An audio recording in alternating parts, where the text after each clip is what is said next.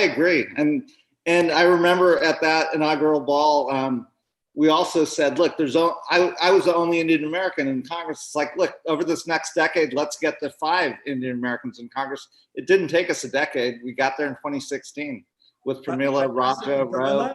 Again, you're come on, and we got to get some more women. We got 3 guys, 3 guys and 2 women. We got to get more women.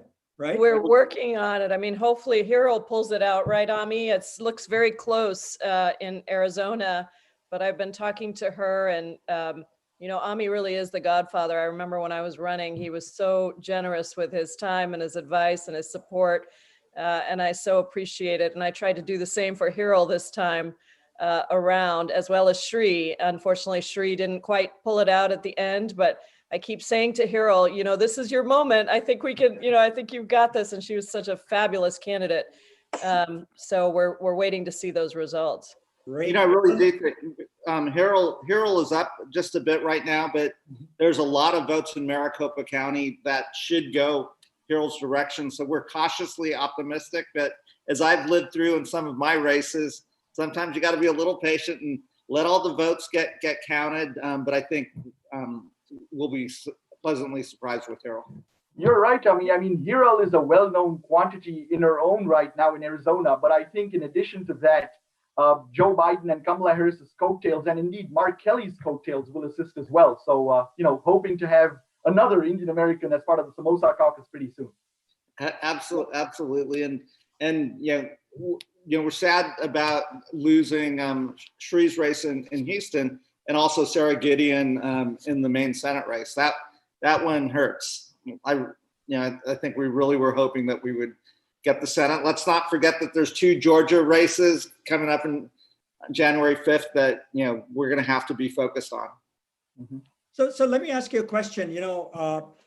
If there's a new Senate and it's divided, we got to unite the country. How are you guys both? There's a question for both of you. How do you plan to kind of navigate that with a divided Congress?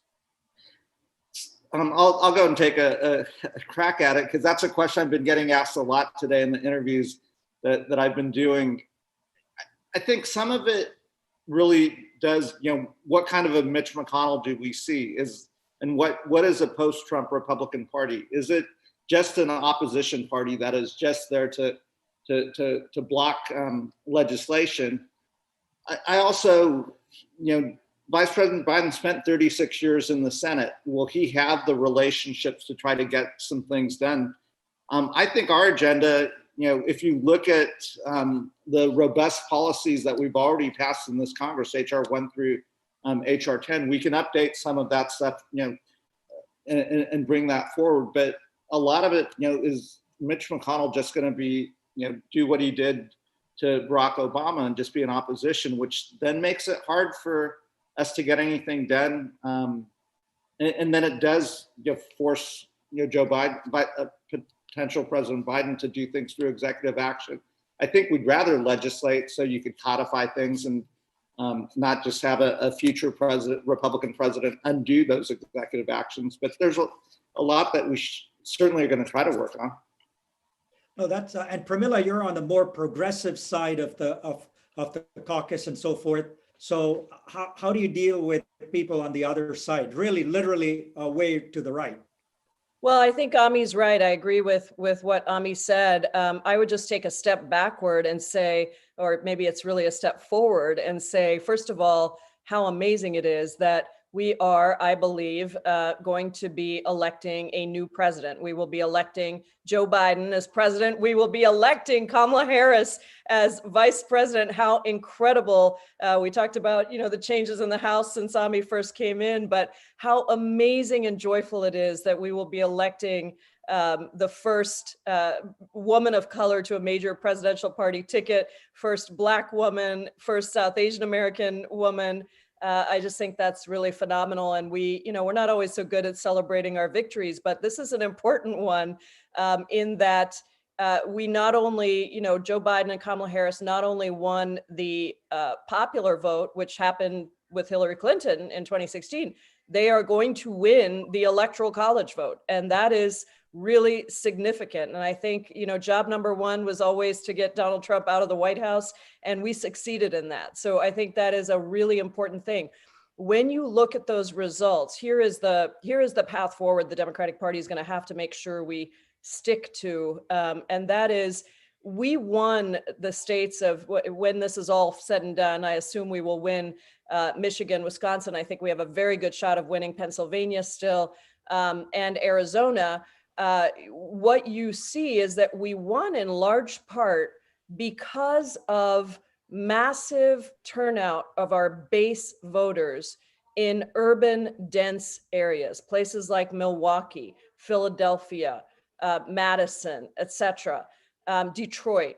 And that is really important to remember, that we were able to all be unified, but also have a progressive enough platform that Joe Biden was running on, that people recognized that they needed to get out and vote for Joe Biden, and that he had the most progressive platform of any president in a long time. And so that makes me really proud, because I think for a long time, we forget sometimes that our base, our progressive base, young people, folks of color, working people, are actually the ultimate swing voter. When they don't vote, we lose. That's what happened. And I'm talking about the White House now. There's a different math in our House districts, and it's very difficult for us, both Ami and me, to see many of our colleagues lose across the board and in the House. We did lose. We are going to lose some seats in the House. And they're not all progressive members, but it doesn't matter. They're all members that we work very closely with, and we care very much about each and every one of them. And so I think that's just an important thing to keep in mind as we go forward. We do, we're dealing with a Republican Senate in Mitch McConnell, and this last president, this current president, I guess, until his time is done, who had no regard for the truth, had no regard for the rules, rolled over everyone in order to get things done. We do have to be able to show that a Joe Biden presidency and a Congress, even in a divided Congress, is going to be able to deliver for working folks across the country. We've got to be able to put money in people's pockets. We've got to be able to help them see that their life is better. And we've got to keep our young people and folks of color with us, because we need that turnout across the board. So that's what I'm looking at. I agree with everything Ami said. You can see very clearly what the Democratic priorities are in HR 1 through 10. Sure, sometimes in the family we have struggles about, can we make this stronger? That's always the role of the Progressive Caucus, is we want to push for this to be better. We want to make this cover more people. And we're going to continue to do that. But we always do it recognizing that there's a real threat out there, and it's the Republican Senate. It's the Trump Republican Party that has taken that party so away from core basic values of compassion and decency and respect. I think, MR, if I could just expand, as we're doing some of the postmortem on last night, and where a lot of the polling and analytics got things wrong in some of these congressional races, and certainly some of the Senate races, I think there is a core group of voters that just come out for Donald Trump because Donald Trump was on the ballot. And we have to understand who those voters are, because they may not be Republican voters per se. There may be something that he's saying to them about trade or, getting out of wars, et cetera, that, they could be voting Democratic if we were talking to them in the same way. And then the second thing that I think we have to think about is the 2022 Senate playing field is favorable to Democrats. And, will there be an opportunity, if we're pushing pragmatic legislation over to the Senate, that there will be vulnerable senators that are willing to work with us? Can you get a Mitt Romney in a post-Trump world to actually work with us on the Affordable Care Act, work with us on expanding healthcare, work with us on defeating this virus and making a free vaccine available to everyone? So I'm an optimist by nature, and I always want to give folks a chance. I don't sense Mitch McConnell is going to be that fun to work with, but maybe there are a Mitt Romney or maybe a Susan Collins, now that the election's in the background, who understand we're in a deep pandemic, we're in a deep economic recession. Now's the time for us to actually try to heal this country. The other thing that's kind of interesting is what happened in some of the statewide initiatives across the country. I know we're still waiting for all the results to come in, but I found it fascinating and heartening that Florida, even as Democrats lost the state, Florida passed a $15 minimum wage with a supermajority. We're not talking about just a majority, a supermajority. Arizona, Montana, South Dakota, and New Jersey legalized marijuana. Colorado passed paid family leave and rejected an abortion ban.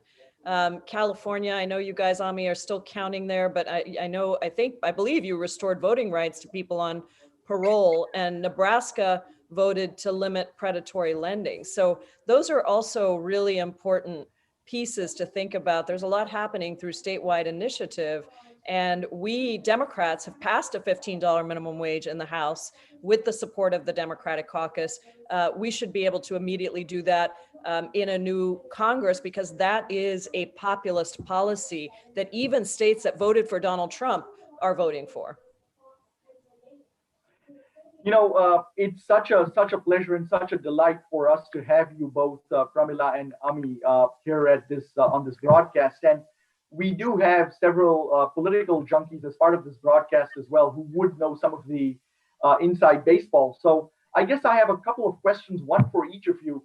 Pramila, in your case first, you alluded to the fact that there are always these sort of debates, discussions, push and pull, as there should be within the Democratic caucus about, how progressive to go on bills or, that kind of thing, and which is a natural discussion.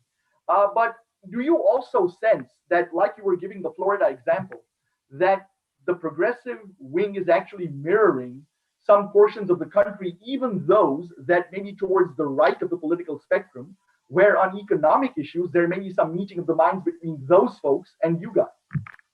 Yes, I think that's an excellently phrased question, and I do think that's true. There was a study done, I think it was by Northwestern and I forget, some university in New York, that showed that actually there are a number of Congress members who are more conservative than their districts.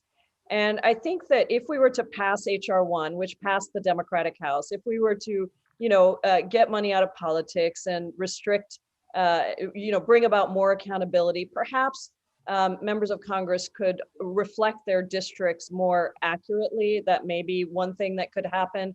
But I do think on populist policies like a $15 minimum wage, it is my belief, and I say this as a loving Democrat, that we have waited too long to bring about real economic change to working people.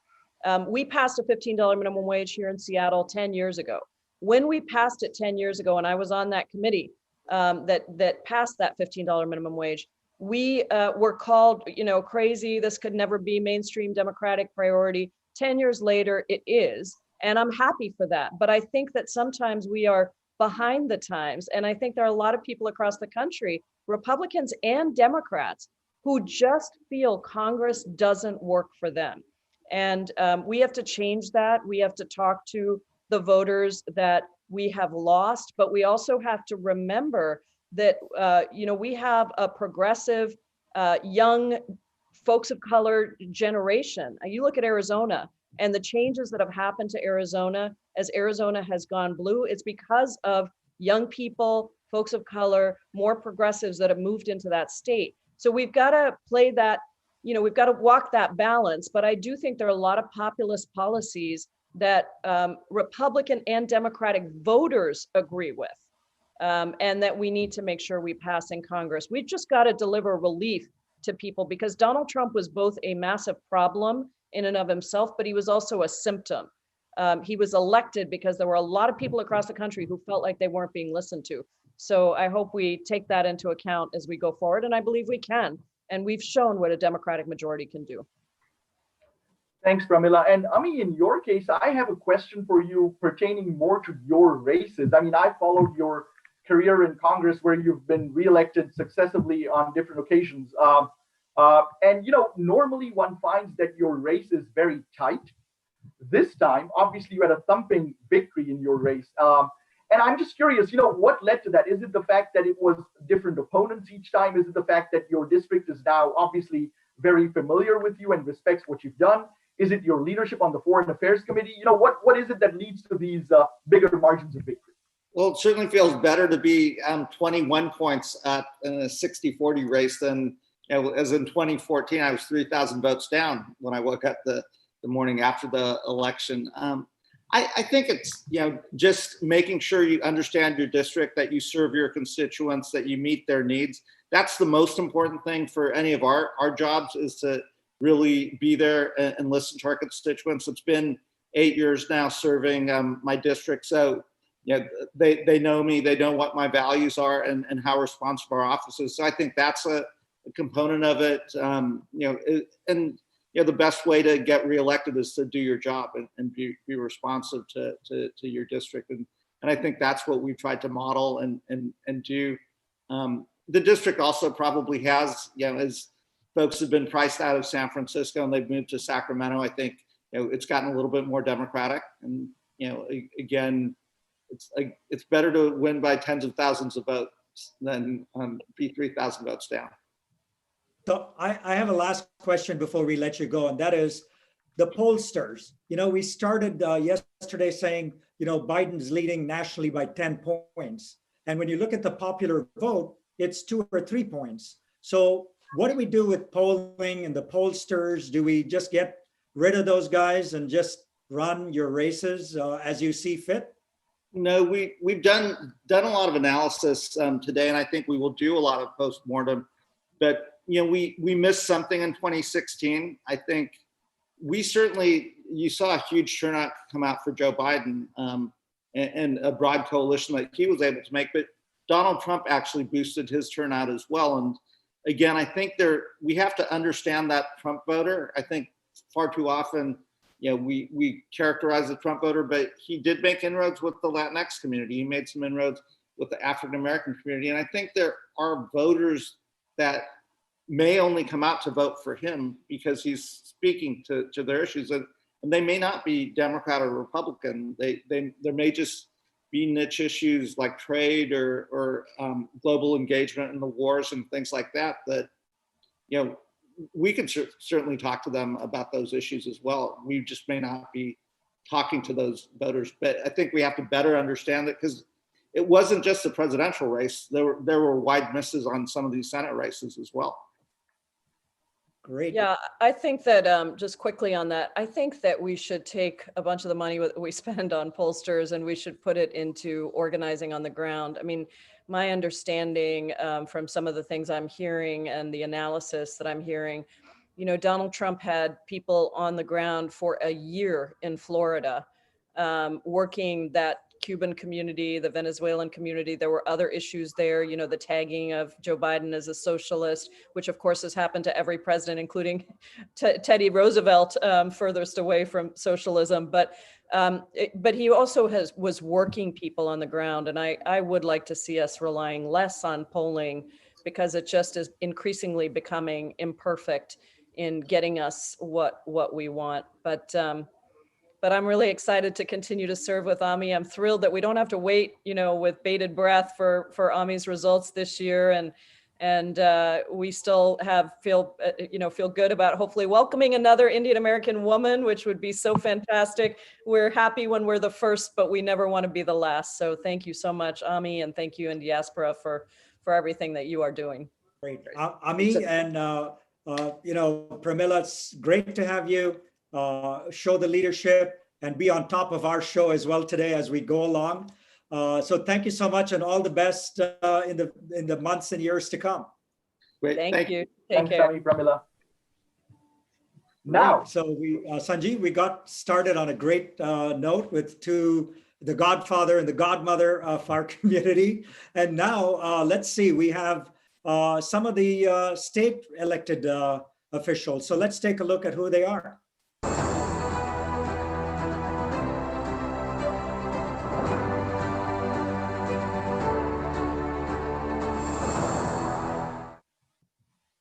Awesome. We got 4 amazing people. Let them come on screen and we'll say hello. I know we have Kesha Ram. I see my friend Ash Kalra. Let's see who else. And then we've got Senator Manka Dhingra from Washington and Senator Ghazala Hashmi from Virginia. Great. We got to get a couple of videos turned on here. Kesha, turn off your mute and turn on your video, please. And let's see, we're missing one more. So I'm being told I can't turn on my video myself. I No promise I'm problem. capable. Okay, here we go. Okay, I think you should be on. Great. So who are we missing, Sanjeev? We're missing someone. No, we we've got the four. Great to see you guys. And, you know, you guys are all smiling, so something good happened, right? And I want to start with Kesha Ram, because I really, you know, she sends me a text the other day and calls me an uncle. And that was very offensive, Kesha, but congratulations anyway. First woman of color to be elected to the Senate in Vermont. Congratulations. Thank you. And I will not call you uncle, but you know, up here in Vermont, we don't get to interact as much with the Indian community, and we just want to keep things respectful. No problem. So how was things for you? How did it turn out? I know it turned out well, but just give us some color on it. Yeah, I had a resounding victory in the largest county in the state, Chittenden County. It's about a quarter of our Democratic vote here in the state. And, you know, a lot of people just said after I left state office in 2016, we would love to have you back. You're a problem solver and a consensus builder. And we need that more and more. You know, I do have a lot of conviction around environmental, racial, and social justice. But that doesn't mean that I can't work with people who might disagree with me. And that's kind of our, that's how we roll here in Vermont. As you may know, our Republican governor supported Joe Biden. So, you know, we tend to cross party lines and put people above politics. And so I'm proud to carry on that tradition here. And as some folks may know, I will now be the first woman of color to serve in the state Senate, not just the first South Asian woman. So most people in Vermont are saying, really, we haven't done that yet. But, you know, we're a small state. It's been hard for people of color to really break through and change the demographics. And, you know, it's not so much identity politics as, you know, trying to speak to a broad group of people, you know, when you're a young woman of color has taken some time. So after 16 years in politics, I'm glad we could break this glass ceiling. Awesome. And you're still young and you still can't call me uncle, okay? All right, fair enough, MR. And we called Ami the godfather of the Indian American community in the House and Congress. I want to call Ash Kalra the godfather of the Indian community in California. Congratulations again, Ash. Thank you. Thank you so much, MR, my big brother. That's good. It's great to see you. Thank you, Indiaspora, for everything that you do to educate our community, keep our community engaged. I'm always so grateful. And so what happened? I know you won very easily, and that's good because you've done a lot of things for your constituents. Take us through what's happening in the California Assembly and so forth as we move forward. Yes, I'm very honored that, you know, I won my third term in the state assembly, representing about 500,000 people here in San Jose, capital of Silicon Valley. And, you know, as far as the politics here in California, I mean, 3/4 or so approximately of our legislature is Democrats, the assembly and the Senate side. And so during the course of this election cycle, I was using a lot of my time kind of up and down the state, helping a lot of down ballot candidates. I also went to Nevada and Arizona for the Biden-Harris ticket, and Captain Mark Kelly in Arizona. A lot of Californians are spending a lot of time in Nevada and Arizona, and we're seeing some of the results of that now, I hope, which will be positive.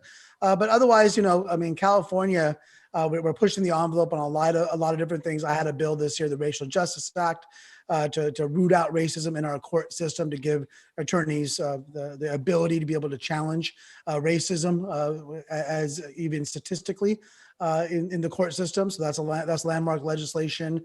And otherwise, you know, we just allow parolees to have the chance to vote by proposition. I know, MR, you're here, so you may have voted for that, I hope.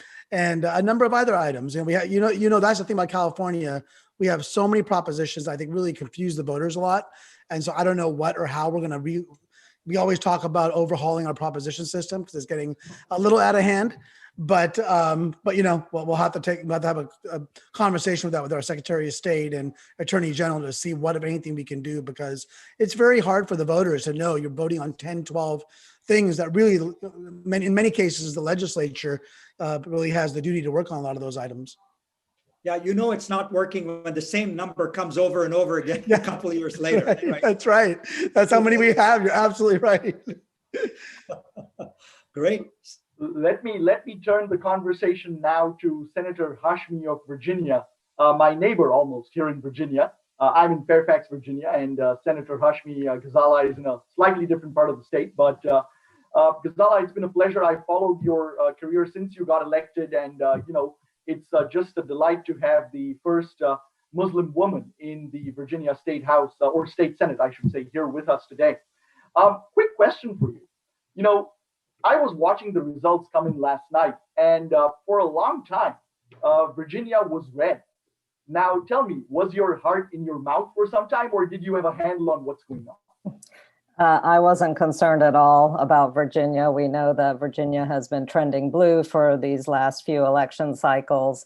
And what we were seeing last night, as it was being reported on CNN, was really the results of the same day vote. What the voters who were represented yesterday, who came in to vote. And majority of these folks were Republicans. We expected that, because we had huge turnouts of the Democratic voters in our early election. So you may recall, Sanjeev, that we, in the General Assembly in 2020, we passed legislation that enabled early voting in Virginia, significant early voting 45 days in advance of the election.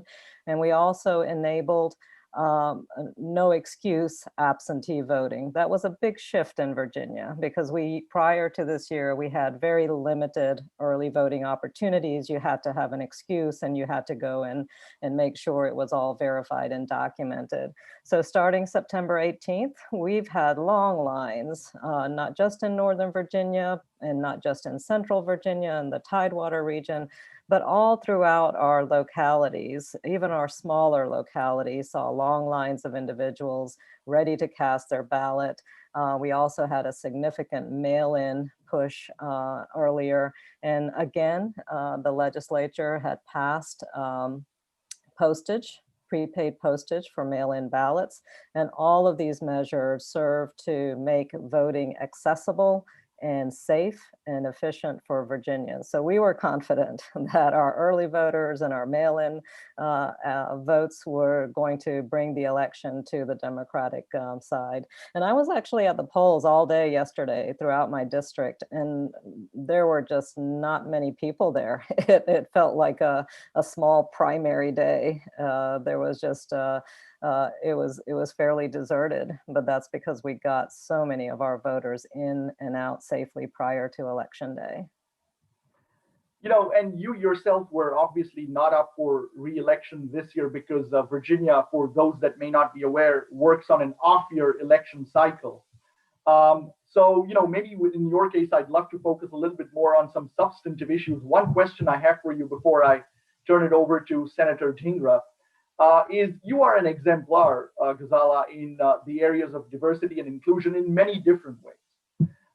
And in the past, you know, Virginia has been roiled a little bit by some controversies in that regard in terms of, you know, race and that kind of thing. But tell me a little bit more about how you see the climate in Virginia changing for the better in this regard since you have joined the state Senate. I think we've been seeing a pretty dramatic shift in Virginia for the past decade or so. And we saw a wonderful example of this just last night. I live in Chesterfield County, which has been historically a solidly red Republican county. And for the first time, it swung blue last night. We had a majority vote for Vice President Biden. And this has been kind of example of the way in which Virginia has been shifting blue. I myself represent Central Virginia District that has been historically held for the past 38 years by Republicans. So when we flipped this red seat blue last year, it really signaled a seismic change in Virginia. Not just that for the first time we were electing a Democrat after so many decades, but I'm the first woman to hold this seat in this particular district. And the fact that Central Virginia was ready to elect an immigrant and a Muslim American is really a sign of the kind of inclusive and welcoming environment that Virginia has, and the way it's really reaching out to the diverse communities that live here. Excellent. And I suppose that also says something about you as a candidate, although you're probably a bit too modest to say it. But in any event, let me turn it over to Senator Dhingra in Washington. Manka, it's been a pleasure to get to know you a little bit over the past few months as we've been talking about Indiaspora and the Indian diaspora activities across the country in the political realm in a nonpartisan way that we are engaged in. And thank you for your engagement in that regard. One question I do have for you is, when people think of Washington state at the presidential level, obviously yesterday the headlines were hogged by the presidential level. But underneath that, when you look at sort of the divide in Washington, when you go from west to east, as you know better than anyone else, it is a state where the political color, if you will, changes fairly significantly. What is your sense in being from Washington state? What is your sense of the divide? Is it increasing, or is there a chance that the two parts of the state are coming together more, if you will? I mean, what do you sense? Thank you. That's actually a really great question about Washington, because when you take a look at our state, you can really expand that to the United States of America. We fit very well as a state onto that entire US map when it comes to parties. So you have the Puget Sound area where Seattle, that area is very, very Democratic, and you have Spokane that's Democratic, and you have the middle part of Washington, which is actually very reflective of mid-America. So we see a lot of those policies playing out. Everyone just assumes that Washington is this great liberal state. But until my election in 2017, our Senate was controlled by the Republicans, and my winning my seat flipped our state Senate. And that was the first election after Trump's victory in 2016. And a lot of people were thinking that that is the start of the blue wave that's going to start in the West Coast and wash over the country. I don't think we've seen that great blue wave that we were hoping for, but that really was the start of changes coming. So I think what we're struggling really here in Washington is we really have a lot of moderate Republicans, or Republicans who don't see Trump as their leader. And they really would like to see someone else lead the party, because they value some of the older Republican values, but they don't align with Trump. And so I think it's a very challenging place for Republicans, because they're not necessarily fond of the leader, but still do not affiliate themselves as Democrats. Right. And Manka, I know you're not on the ballot yourself until 2023, if I recall correctly. So I think in your case as well, I'm going to keep the conversation, this last question, focused on an issue that's really assumed tremendous importance, not just in this country, belatedly, I think, but worldwide. You're on the Law and Justice Committee. In fact, I believe you're the vice chair of that committee in your state Senate. Tell us a little bit about is there a tension that you see in Washington at the city level, when you talk to mayors and so on and so forth about this, issue of police brutality and mishandling, and, this push to sort of, make sure that the police are answerable for it. Mayors have to strike a balance between maintaining law and order and at the same time moving the needle forward in terms of the fight for racial justice. So how do you handle that tension in Washington state? That's really interesting because before I ran for office, I was a senior deputy prosecuting attorney for 18 years. And so my background is absolutely law and justice, but also criminal justice reform. And one of the things that I have been doing in the state of Washington before I ran for office is I actually helped develop the 40-hour crisis intervention training for law enforcement. So I think there are two components when you take a look at criminal justice reform. Is one, absolutely, we need to have more accountability. If we are going to authorize someone to carry a gun and comply with the rules of our state, we have to hold them to a very high ethical standard, because we are giving them this really immense responsibility.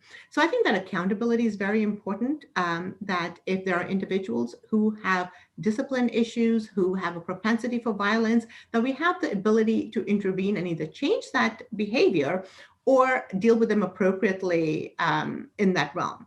The other two components really are when we expect law enforcement to deal with individuals with severe mental illness. This is really not what they are equipped or trained to do, and really taking a look at who they're serving. And the third, absolutely, is the number of incidents where individuals, frankly, Black individuals who are involved in fatal shootings with law enforcement, and really taking a look at implicit bias and what that looks like, and having a robust system to hold people accountable for fatal shootings. So Washington actually has been leading the nation when it comes to criminal justice reform, and next session is going to be no different.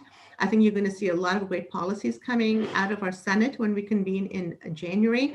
But I think what we've seen all across the country is that people want change. This is an institution that was started, has a lot of racist beginnings, because they really were the ones that would go out there and catch slaves and bring them back to the slaveholders. And that's how a law enforcement agency has developed. So really taking a look and making sure we understand issues around institutional racism and systemic racism and implicit bias.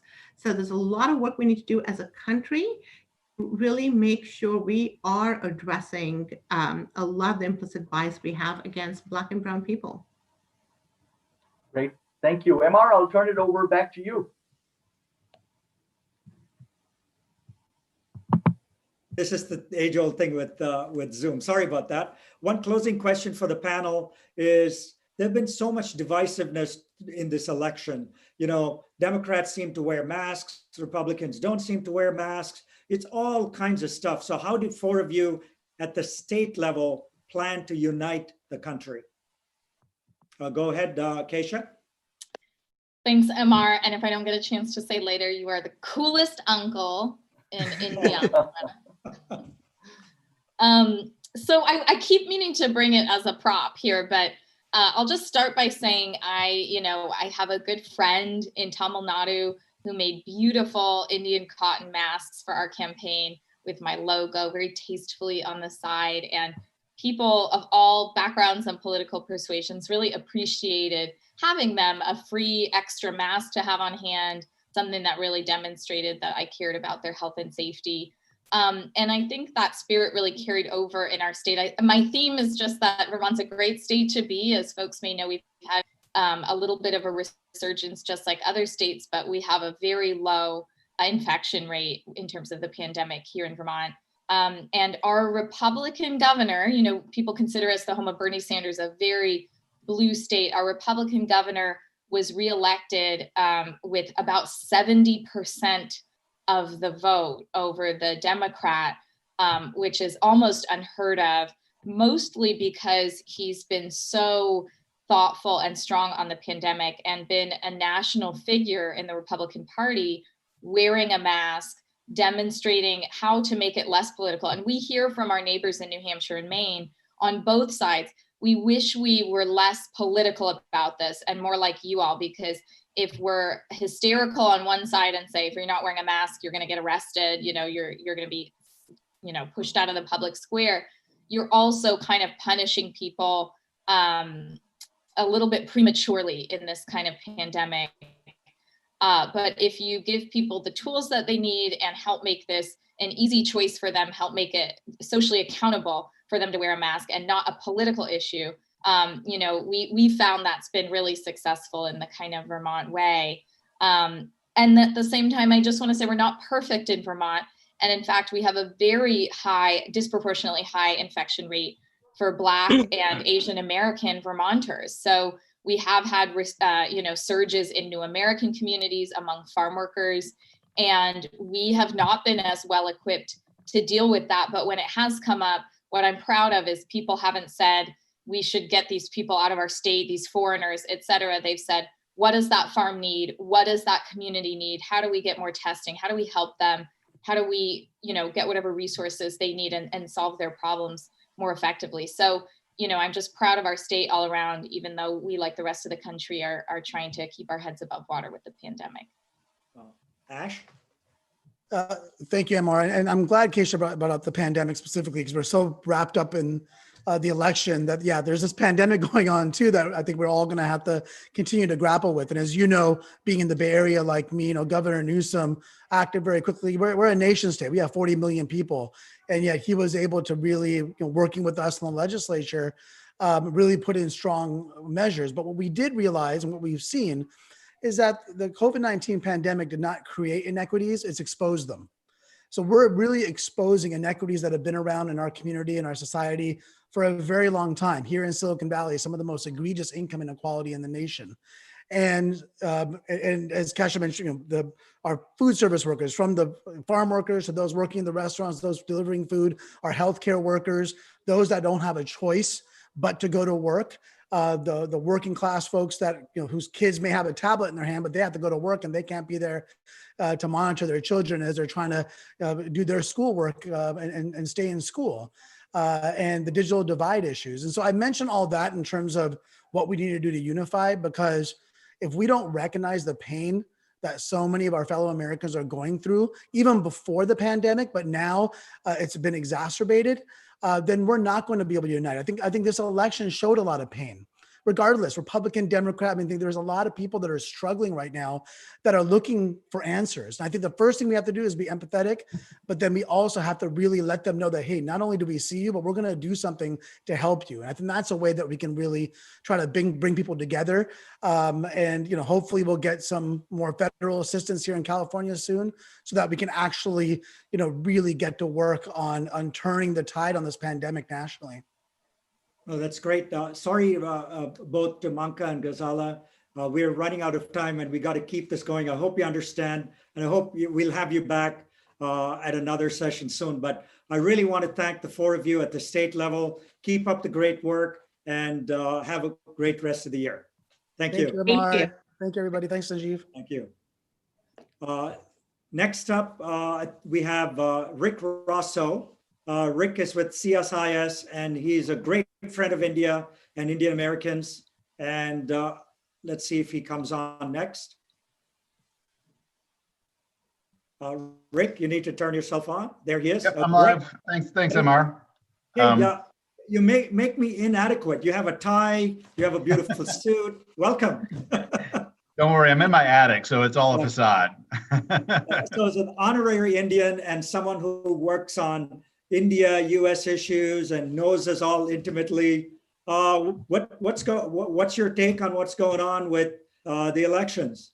Yeah, well, it's I think coming into it, we didn't really know the hand that we were going to be rolled 4 years ago with President Trump and kind of his interest in keeping up the momentum on ties. And frankly, I sort of break it down that a lot of times the senior most decision makers in the U.S. government, Secretary of State, Secretary of Defense, other key roles, you don't often get those roles because you have a good background in India. Typically the major issues, you look at Russia, NATO, you look at China and things like that. So it's always a bit of a gamble and a roll of the dice. And frankly, even though we had a lot of senior officials that didn't have a lot of India background, Secretary Tillerson and Pompeo at State and Mattis and Esper at Defense, they chose to work on India, which I think really kind of underscores this idea that the relationship is important enough to stand on its own. You don't need one or two champions, that people are going to gravitate there. And now that we're concluding agreements on a regular basis and overall people see that a little bit of effort yields a lot more returns than it did 20 years ago. I think that irrespective of what happens with the election, if you have a President Trump, if he does manage to get through the needle and get reelected, or if Vice President Biden comes in, I have very little concern that India is going to remain kind of at the forefront. But you will see some attenuation, I think, of the priorities should Vice President Biden wins. You saw, versus President Obama, who engaged Prime Minister Modi heavily on issues of climate change and renewable energy. Well, that kind of shifted to hydrocarbons more recently, where you've begun oil and gas exports to India. But I think that'll go back to renewable energy, which is going to be good for a lot of folks that began initiating new projects a couple of years ago that have been a bit more dormant. I think that too, you're going to see a little bit less pressure in India over some of these protectionist trade matters. It's still there. A lot of U.S. companies feel that they've lost a bit of market access as Prime Minister Modi has imposed new barriers to trade. But overall, I think you're going to see a little bit less of a sharper edge in those negotiations over trade. And also people-to-people ties, and specifically looking at visas, where there's still again going to be some pressures because we're going through a serious economic downturn, triggered by COVID. But I suspect that it'll be a little bit less sharp than you've seen under President Trump, should Vice President Biden win.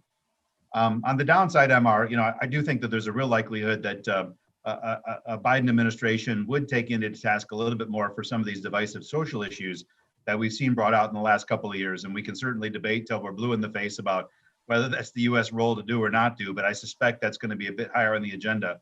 So overall, I see that if Vice President Biden pulls through, there's a lot of areas that you're going to see an increase in cooperation, some areas that we need to be mindful of. But it is heartwarming that even when you had folks in the right positions that don't have a lot of background in India, they're choosing to work on India. And that wasn't the case just 10 years ago. So that's something that's warmed my heart about this, MR. So if you look ahead, and if Vice President Biden does win, what advice would you have for him? Well, I do think energy cooperation, really should be the underbelly. And frankly, when we talk about the area that's been the weakest, and this goes back even during the Obama administration, has been U.S.-India commercial ties. So some of these areas that we're going to go back to the table and try to look for, like renewable energy cooperation and other things related to climate change, can we also loop into that some of these tricky trade issues that have bedeviled us recently? India imposing tariffs on solar panels and things like that. I mean, ultimately, if both U.S. and Indian manufacturing lose out to other competitors around the world in some of these emerging technologies related to climate change, then it's likely to increase the pressures that both of our countries face on being protectionist on trade. So take a positive area like renewable energy, a more negative area like trade relations, try to bridge that gap and bring them together. And maybe we can find some common ground and repair some of that damage that's been done. Because we both have had a very protectionist last 4 years, and hopefully we can unwind a bit of that. Terrific. I know, Rick, you have to run to another engagement. You're a busybody. We see you on television, on the Indian channels all the time. I got a haircut planned, MR. I'm going to the same barber, so I got to go get my haircut. Well, thanks so much, Rick. Appreciate your help. Yeah, thanks, MR. Thanks, Rick. Sanjeev. Thanks, absolutely. And next up, we have a candidate who's running for office in the state of Arizona that I don't know if it's been called or not called, but we'd love to welcome Hiral Tipirneni. Hiral, if you could unmute and come on.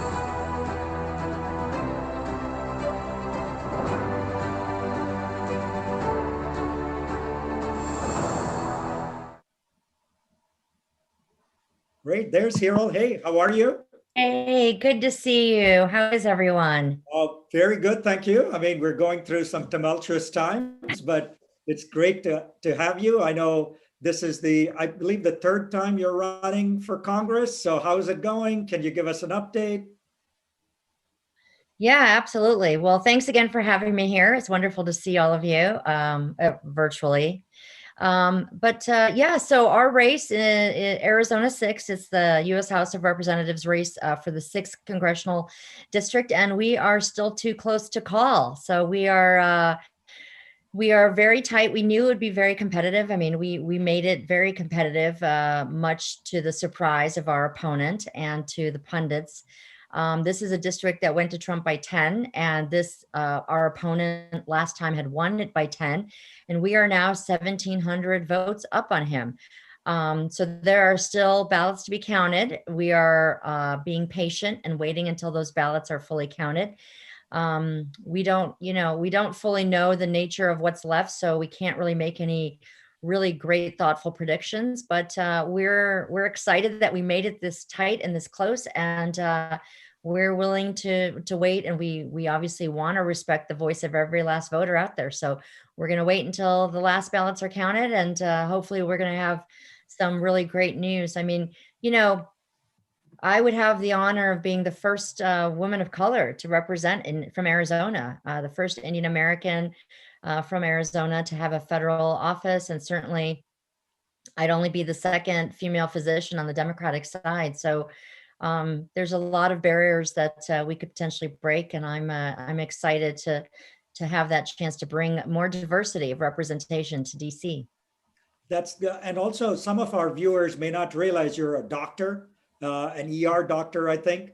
And so how has the COVID and pandemic played into the elections over in Arizona? Yeah. So I am, I come from the world of medicine and science, right? So not from politics. And look, I think the pandemic is at the top of everyone's minds. We find ourselves in the middle of this horrendous public health crisis. And it is, very worrisome. Obviously, we've lost over 230,000 of our fellow Americans. Here in Arizona, we're at 6,000 Arizonans that have died. We've got 23 million Americans who are unemployed. We have businesses shut down. Kids can't go back to school safely. It's just, our country is in upheaval. And so, the pandemic plays very heavily in this. And there's been an abject failure of leadership on this pandemic. That is really the concern at the federal level. And certainly my opponent with his abilities to, really fight on behalf of Arizona families has failed to do so, and instead has towed the party line. And we just haven't had decisive, clear leadership. We don't have a comprehensive national strategy of how to address this public health crisis. There are solutions. There are clear answers of what we can be doing. But unfortunately, they're not leading with science. They're not leading with data. They're leading with partisanship. And that's why we find ourselves where we are. Hiral, welcome to the show. You've interacted with Indiaspora on 2 or 3 occasions in the past. And I've always felt since the moment you started interacting with us that you're a candidate of really tremendous promise. But unfortunately, your first 2 races didn't quite work out the way you would have hoped. This time, it looks like there's a pretty strong chance that it will work out, and which is just a sheer delight. I say this purely from a nonpartisan perspective, but just as an Indian American, you would be another new member of the Samosa Caucus, so which is great from Indiaspora's perspective. But the question I have for you is, walk me through a little bit, your frame of mind and, what you decided to resolve when you lost your first 2 races. How did you approach the decision to enter or not the next race? Walk us through that a little. What kept you going? Yeah, well, that's, well, Sanjeev, again, it's nice to see you. And, it's a difficult thing, right? To run for federal office, to run for any office, you're putting yourself out there. And I give much credit to everyone who's willing to put their hat in the ring. But, running at this federal level, it's all consuming, it's 24/7. It takes a lot of time away from family, I certainly, obviously you can't do anything else professionally when you're running because it is all consuming. And you put yourself out there, and that sometimes is not as welcome by some folks as you would have thought it could be. And so you have to have a thick skin, but you're driven by the passion, right, of what you think you're able to bring to the table. And with my background in medicine and science and my voice of advocacy, my problem solving skills, my background, my diverse experiences of life and training, and being a first generation immigrant, being a woman, I think all of that informs my perspective. And I think we need more diversity and representation. And look, especially the issue that drove me to run, right, was healthcare. As a physician, that was the number one issue on my mind. That's what prompted me to run. When President Trump won in 2016, my first thought was, they're going to repeal the ACA. And at that time, it was 20 million people that would be thrown off their health care, and removal of protections for pre-existing conditions. Ironically enough, we're still having the same conversation 4 years later. But that's why I ran. And I think it's a good thing to have more physicians, more scientists at the table. And that's what drove me. That's what gave me the passion and the drive to do it, to work hard for these 3+ years to make this race so competitive.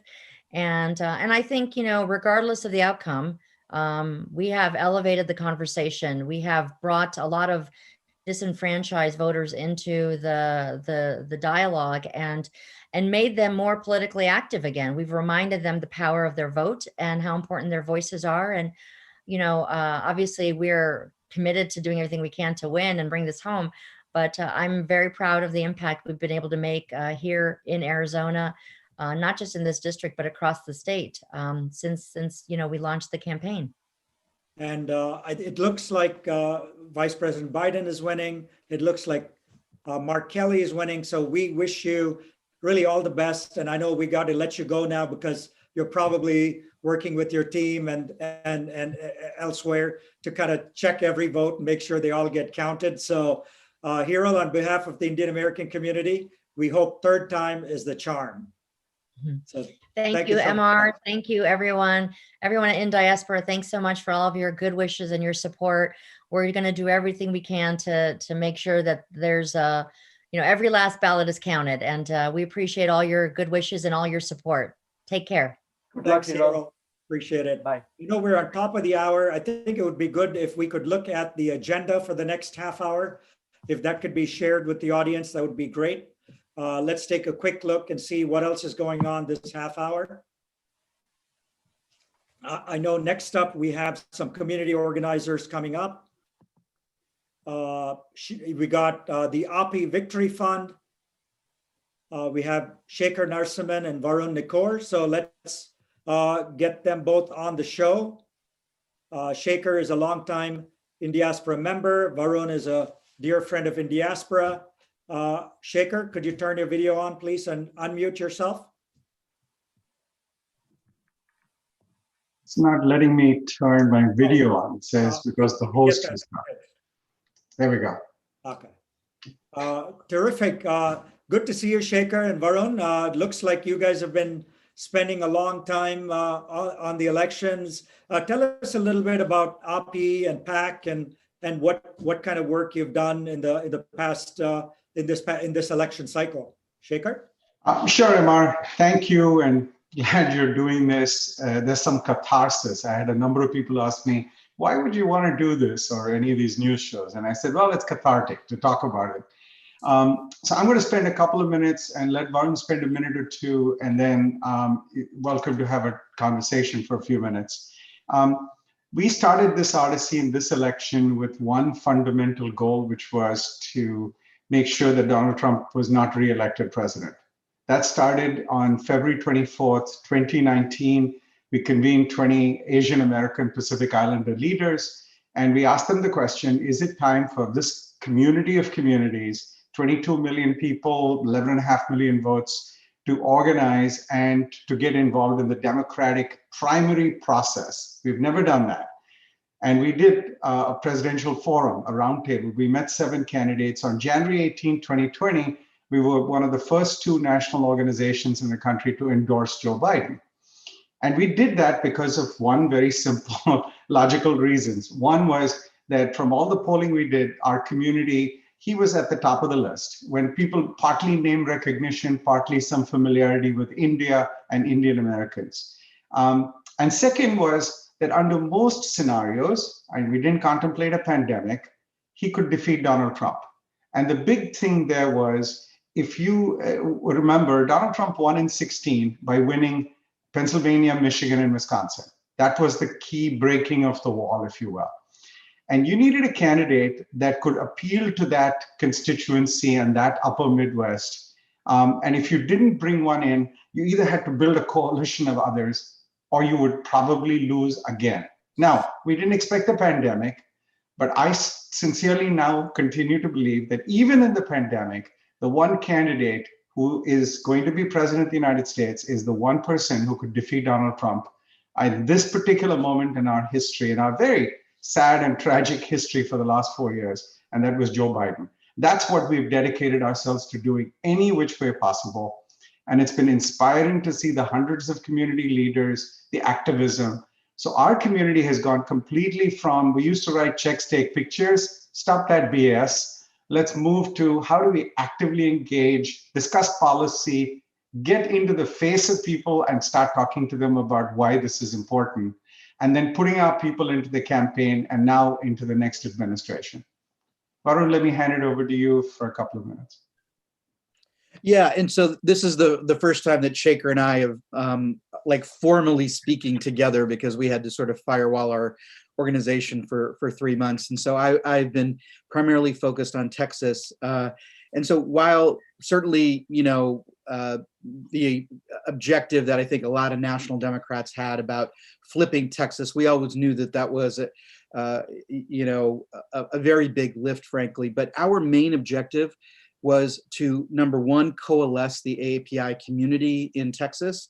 Texas is the battleground state that going forward is the largest state in the country in terms of the AAPI population, 50% of which are Indian Americans. And so we strongly believe we did that. As of 2 days ago, 2 days before the election, rather, the AAPI turnout had increased 151% in the early vote period.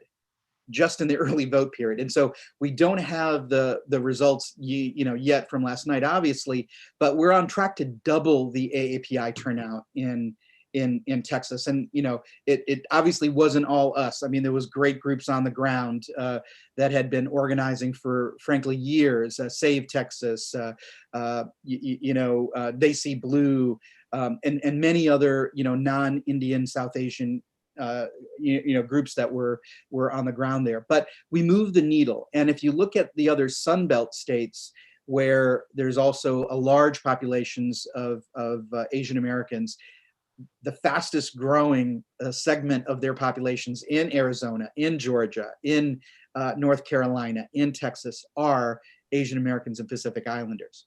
So it was very important for us to engage in the big dosa, as I like to call it, of Texas, because we really think that planting a flag there for, frankly, the next decade is going to not only serve our community well, but we feel that the politics of the nation will be better served if it reflects the grand diversity that is Texas overall.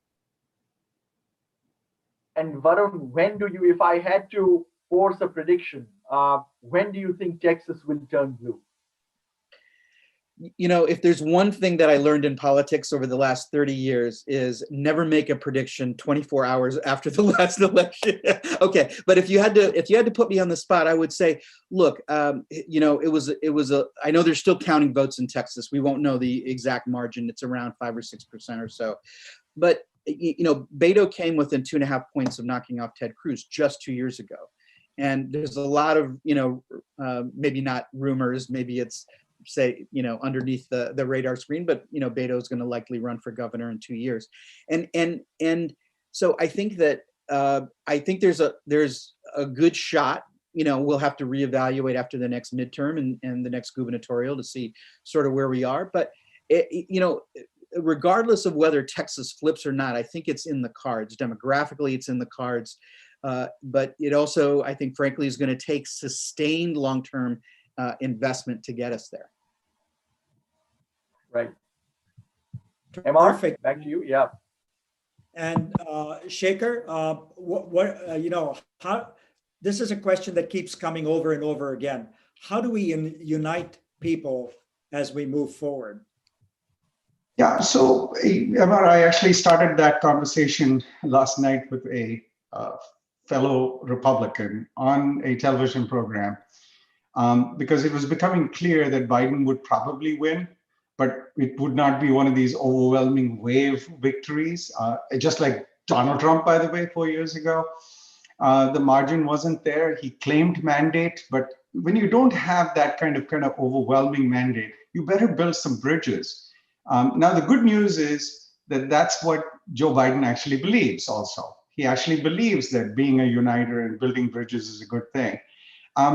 There's a big how question. First, we should celebrate democracy.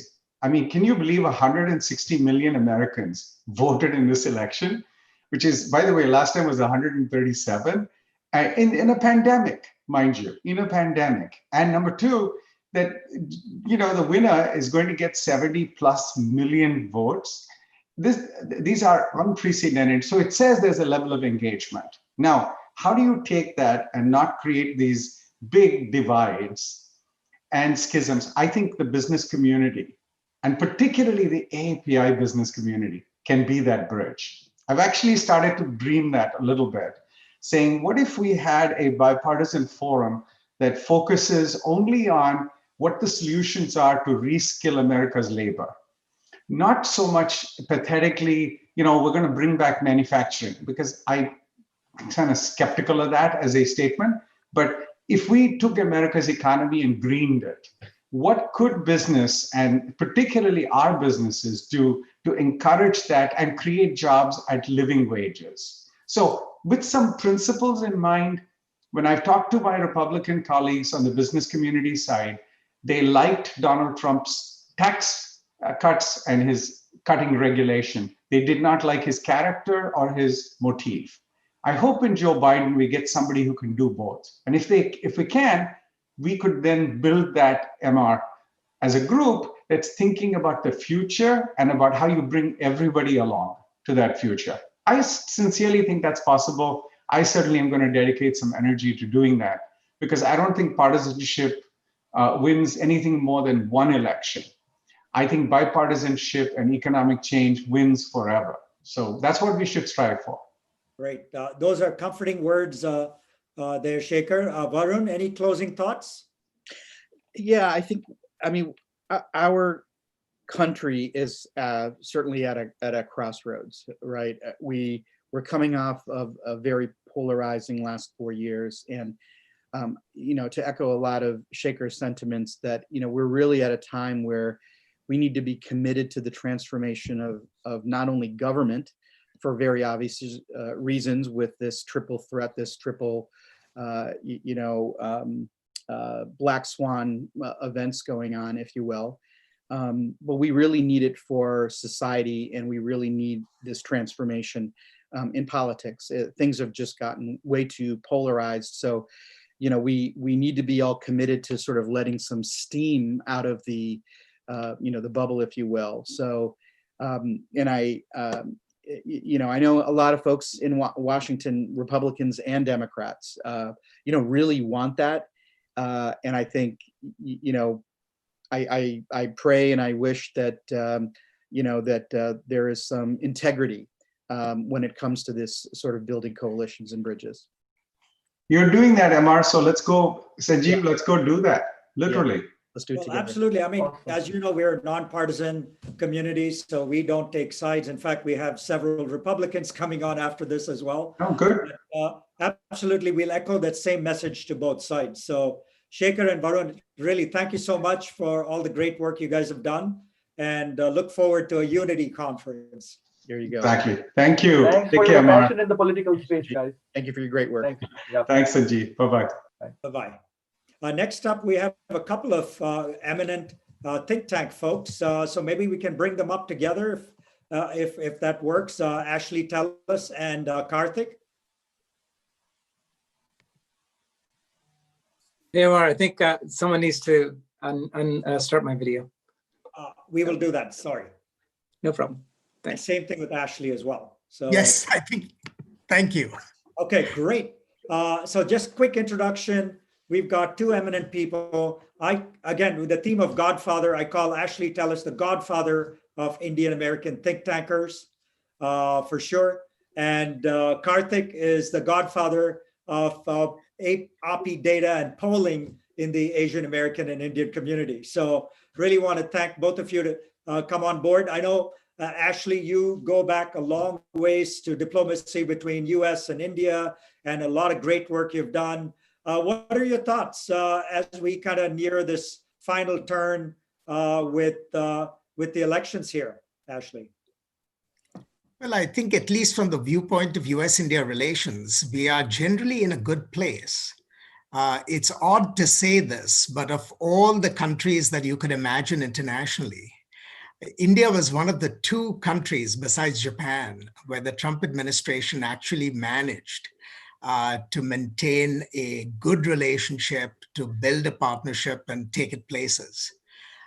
Many of our allies, actually, I think, would have been jealous of the way Japan and India were treated in the last 4 years. But if Mr. Biden wins tonight or in the next few days, I think that trend will only continue and perhaps even intensify, because Joe Biden has been a great champion of the relationship. I remember working with him over a decade ago when we were involved in the civil nuclear negotiations, and he championed the agreement through the Hill. And on the few occasions that I met him since, he has always had a very warm and high regard for India. So I expect that, the trajectory will continue. My biggest concerns actually are in India. And that's something that, we can talk about. And Ashley, I know you get asked a lot of questions about India, but your expertise is, of course, very broad, even beyond that. So from a security perspective, if you would address the elephant in the room, which is if Joe Biden becomes the next president, as is seeming likely at this point in time, of course, we'll have to wait until all the votes are counted, but it appears likely. What will the China factor do for US-India relations in the security realm moving forward under a Biden president? That is, I think, a big uncertainty, to be honest. I think the fact of US-China competition, that's not going to change. I think the US and China will have a quite competitive relationship for many, many years to come, as long as Xi Jinping is in power in China and as long as China's current course persists. But the way in which the US conducts the competition with China will open doors or close doors with respect to India. And so I think it remains to be seen what kind of policies Joe Biden will pursue vis-a-vis China. I expect that his policies will be much more nuanced than President Trump's were. And in some ways, that's good for the United States because the competition with China is not a zero-sum game. It's a mixed-sum game. But that automatically has knock-on effects for India, because I think India actually desires an intensified US-China competition because it gives India a little more room to maneuver. If the US-China competition becomes excessively nuanced, then India's maneuverability is actually reduced. So ironically, a more nuanced US-China competition under Biden might actually prove challenging for New Delhi. But the devil is in the details, so we have to wait and watch. Great perspective. Thanks, Ashley. Just Karthik, I know we've partnered with you in the past with OPI Data. We actually did the voter survey a couple of months ago on the Indian American community. So what's the latest when you see this election? Did Indian Americans come out? Did they vote, you think, the way that they told us? Was there a silent minority or majority or shy people that we bypassed? What's your take? Well, it's going to take a while to be able to do something like, say, a precinct level analysis to figure this out. But generally, when you see a high turnout election like this, the lower propensity voters, almost mathematically, it means that they had higher than expected levels of turnout. So I think among one thing I should note, Indian Americans among all Asian American groups tend to have the highest rates of voter registration and participation. And it's actually something that's remarkable. If you look among the largest Asian American groups, Indian Americans are the most recently arrived. Actually, one of the things, MR, as you know, in that report that we put out is something that is a bit of a seismic shift when we think about the Asian American population. So if you look at Asian Americans that are not multiracial, but Asian Americans who are Asian alone, for the first time in American history in 2009, if you look at the ACS one-year file, you have more Indian Americans than Chinese Americans. That is huge. It is big. I mean, so I have this paper with Professor Jennifer Lee that's called Who Counts as Asian? And most people still, when they think of Asian, they think Chinese or Japanese or Korean. And that's because those were earlier populations, right? The first Asian Americans who came here in significant numbers were Chinese Americans who came for the gold rush and then for the railroads. This fundamentally is a seismic shift in thinking about who is Asian American here. and Indians are the largest group, right? And if you look at the Asian immigrant population, Indians are the largest Asian immigrant population here. So that's something I think that's important to keep in mind. Take it to the next step in terms of civic engagement. Their voting participation has already been high for Asian Americans, and all the expectations are it reached record levels this year. We will know for sure once the current population survey, once that survey comes out in the middle of next year, we'll know that for sure. So chances are, I think that we're going to see record high levels of turnout. Texas, I think that's a big open question. I mean, our survey showed a higher level of support for Donald Trump than the YouGov survey that came out a little bit later. There's uncertainty around all this. What we found was a gender gap that Trump made inroads among Indian American men, and especially the foreign-born population, middle-aged Indian American men that are naturalized citizens. I think even for them, U.S. foreign policy doesn't explicitly play a very high role. I think at some level, Trump appealed to, we saw this among other men of color, among Latino men and African American men as well. I think there was a certain kind of a draw, and I think this is something that might not necessarily mean, I think what Ashley said in terms of a continuation and deepening of that partnership, that's been years, if not at least a couple of decades in the making. I think that there is a certain kind of confidence that Biden and Harris need to show, in which they are there to push bold solutions. And I think that one thing that was clear is that Democrats cannot take the Indian American vote for granted. You saw the Trump administration in various ways, maybe symbolic, but those symbols are important in making those inroads. And I think in the latter half of the campaign, you saw Biden and Harris taking that symbolism very seriously. Great. Ashley, I know a closing question. You have been very involved on the Republican side, and I know and such. What does the future hold for the Republican Party if Joe Biden is elected? Well, there is a question about what is the future of the party, and I'm not the best person to quite judge that. But the question that you asked your previous panelist is, I think, the question that we all have to reflect on, which is what is the future of bipartisanship after this election?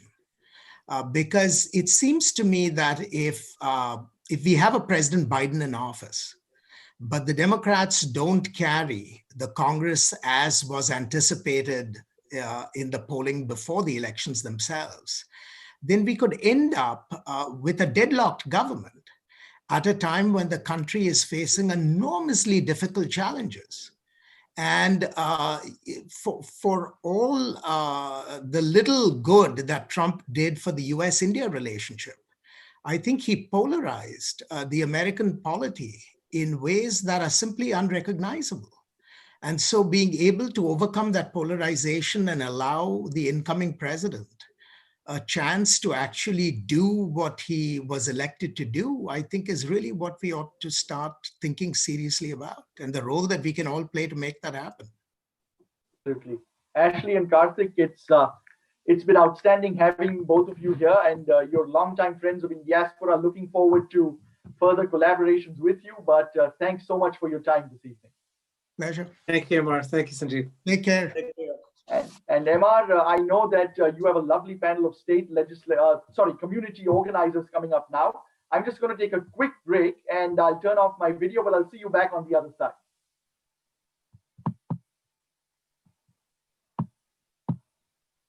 Terrific. So it looks like we have 3 panelists with us: Neha Dewan, we have Chanda Parbu, and Rajat Sriwasta. So if 3 of you, Rajat, all of you guys could get on here, that would be great. Where's Rajat? I think he needs to turn on. There he is. Okay. And we also have Jay on. Jay Chaudhuri is also joining. All of you, I know you guys have been working extremely hard. I know Rajat, you are with Desi Blue. Chanda is with Save Texas. Neha is with South Asians for Biden. Welcome to the show. So just want to start with you, Neha, for South Asians for Biden. It was a national kind of a volunteer group. What are your thoughts after this hard-fought elections? So thank you so much for having me here. And let me just tell you that, boy, do we feel hopeful after so long to see, the results trickling in. Of course, it's not over until it's over, but for the first time in so long, we have hope. And I think that, over the last 11 months, so South Asians for Biden was formed in December 2019. What we also are celebrating is the inroad that we've made with our community with regards to organizing, celebrating our differences, but really joining hands, speaking to people who have never voted before, who've taken interest. We've been able to get them registered. We've been able to speak to people about what affects them, what matters.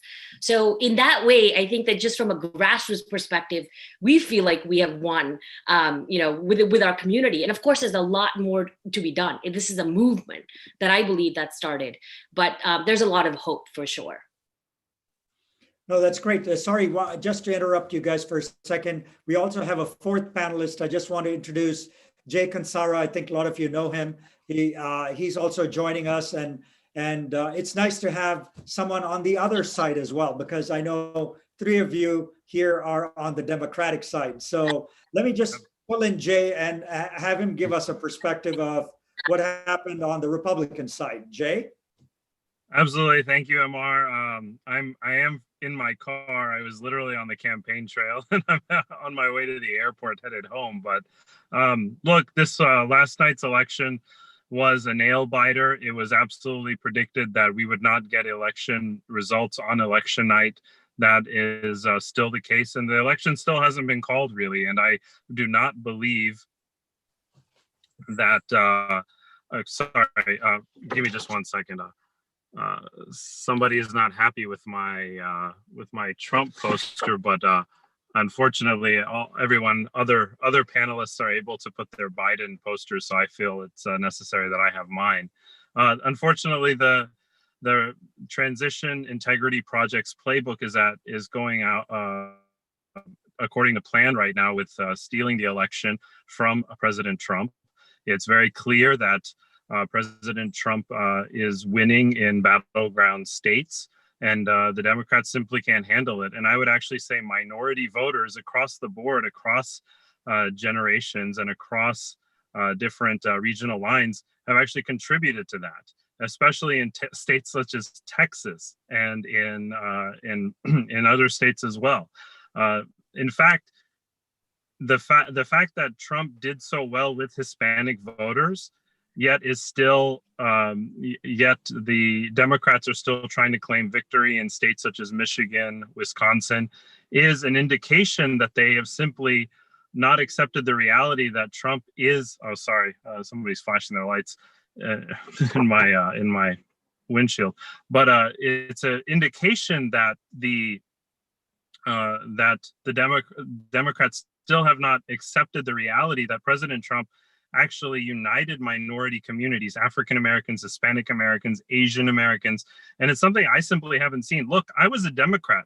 I voted for President Obama twice, but I could not vote for Hillary Clinton because I knew the damage that she had inflicted on the world as Secretary of State. And I knew the damage that Joe Biden had done as vice president and in our foreign policy relations. And also I see that on domestic issues, President Trump has actually had the back of minority communities such as Asian Americans. So I'm here in California. I was working on a congressional campaign here in California. And one of the key issues was not necessarily a federal issue, but it was something that everybody wanted to everyone wanted to defeat, is Prop 16. And Prop 16 was supported by Khanna, and unfortunately, his opponent lost Ritesh Tandon. But Prop 16 failed because it just simply wasn't popular amongst Asian Americans and white Americans, because critical race theory is just simply not a winning message for advancing an economy. So I think these are the types of things that President Trump stands for: equity in education, equal opportunity, not necessarily equal outcomes. And I look forward to spirited discussion with my co-panelists, and we'll keep it civil, of course. Absolutely. Chanda, he mentioned Texas. So can you walk us through what happened in Texas and kind of present the other perspective? Sure. So Save Texas, my organization, has been boots on the ground for the last 4 years. We have been waiting 4 long years to get to this day, and we're really excited on getting Biden elected as our president. But boots on the ground, I will tell you the things that people are really concerned about is the divisive nature of our current president. We were doing quite a bit of registration very early on in the community, and we began to hear the stories about people saying they were told to go back where they came from and other issues that just kept coming up. So I don't think that the president currently reflects who we are and the values that we espouse. I'm really excited about the South Asian community and what we've been able to do in Texas. In 2014, only 20% of our population came out to vote. In 2016, 50%. In 2018, which is the election that we were able to affect, had almost 60% of the population come out to vote. This cycle for early voting, we're already at 65%. And that has a lot to do with the fact that we are speaking to our people on the ground, and we are hearing the issues that are facing the community. Currently, the most important issue to our community is the COVID crisis. And whether it's that you have a small business and you're not sure if it's going to survive the COVID crisis. And we have a very big physicians community that is very concerned about what the current administration is doing. I still, having our boots on the ground, I'm going to say that still 70 to 80% of our population is still Democrat and leaning that way. And one of the things that we're going to have to continuously do to make sure that we have better turnout in the future is to make sure that we include our community and include them in the political process. Our organization is working on educating, engaging, and empowering. And those are the 3 things that we have to do. We have to remember that we cannot engage our community only during an election cycle. Our organization is going to have our ear to the ground when we have issues that come up for our community 365 days a year. So in April, when we were in COVID shutdown, we were hearing the voices of the community, the physicians that were saying, these are the issues that are important to us. And if we expect to have a high turnout for the next election in 2022, I think there were several questions everybody asked. When are we going to turn Texas blue? I'm going to say it's 2022, hand in hand with Beto. But we have got to remain engaged and include the community in conversations. So I'm really excited to be a part of this panel because this is the way we amplify our voices and make sure that we include all the voices to make sure that we're heard. Thanks, Chanda. And Rajat, I know Desi Blue is a volunteer organization.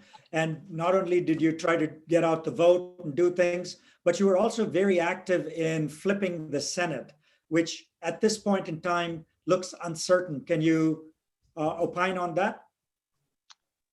Yeah, so thanks, MR. This is a wonderful opportunity. So so Desi Blue is a all volunteer grassroots organization. We have now over 4,000 members, and we have set up chapters in many states, particularly swing states. And so we have over 23 chapters. And so to your question, MR, our focus has been in this cycle, because we started in the early summer of 2018, focused on Central Valley, California, Central Valley candidates to try to flip red seats to blue for the House.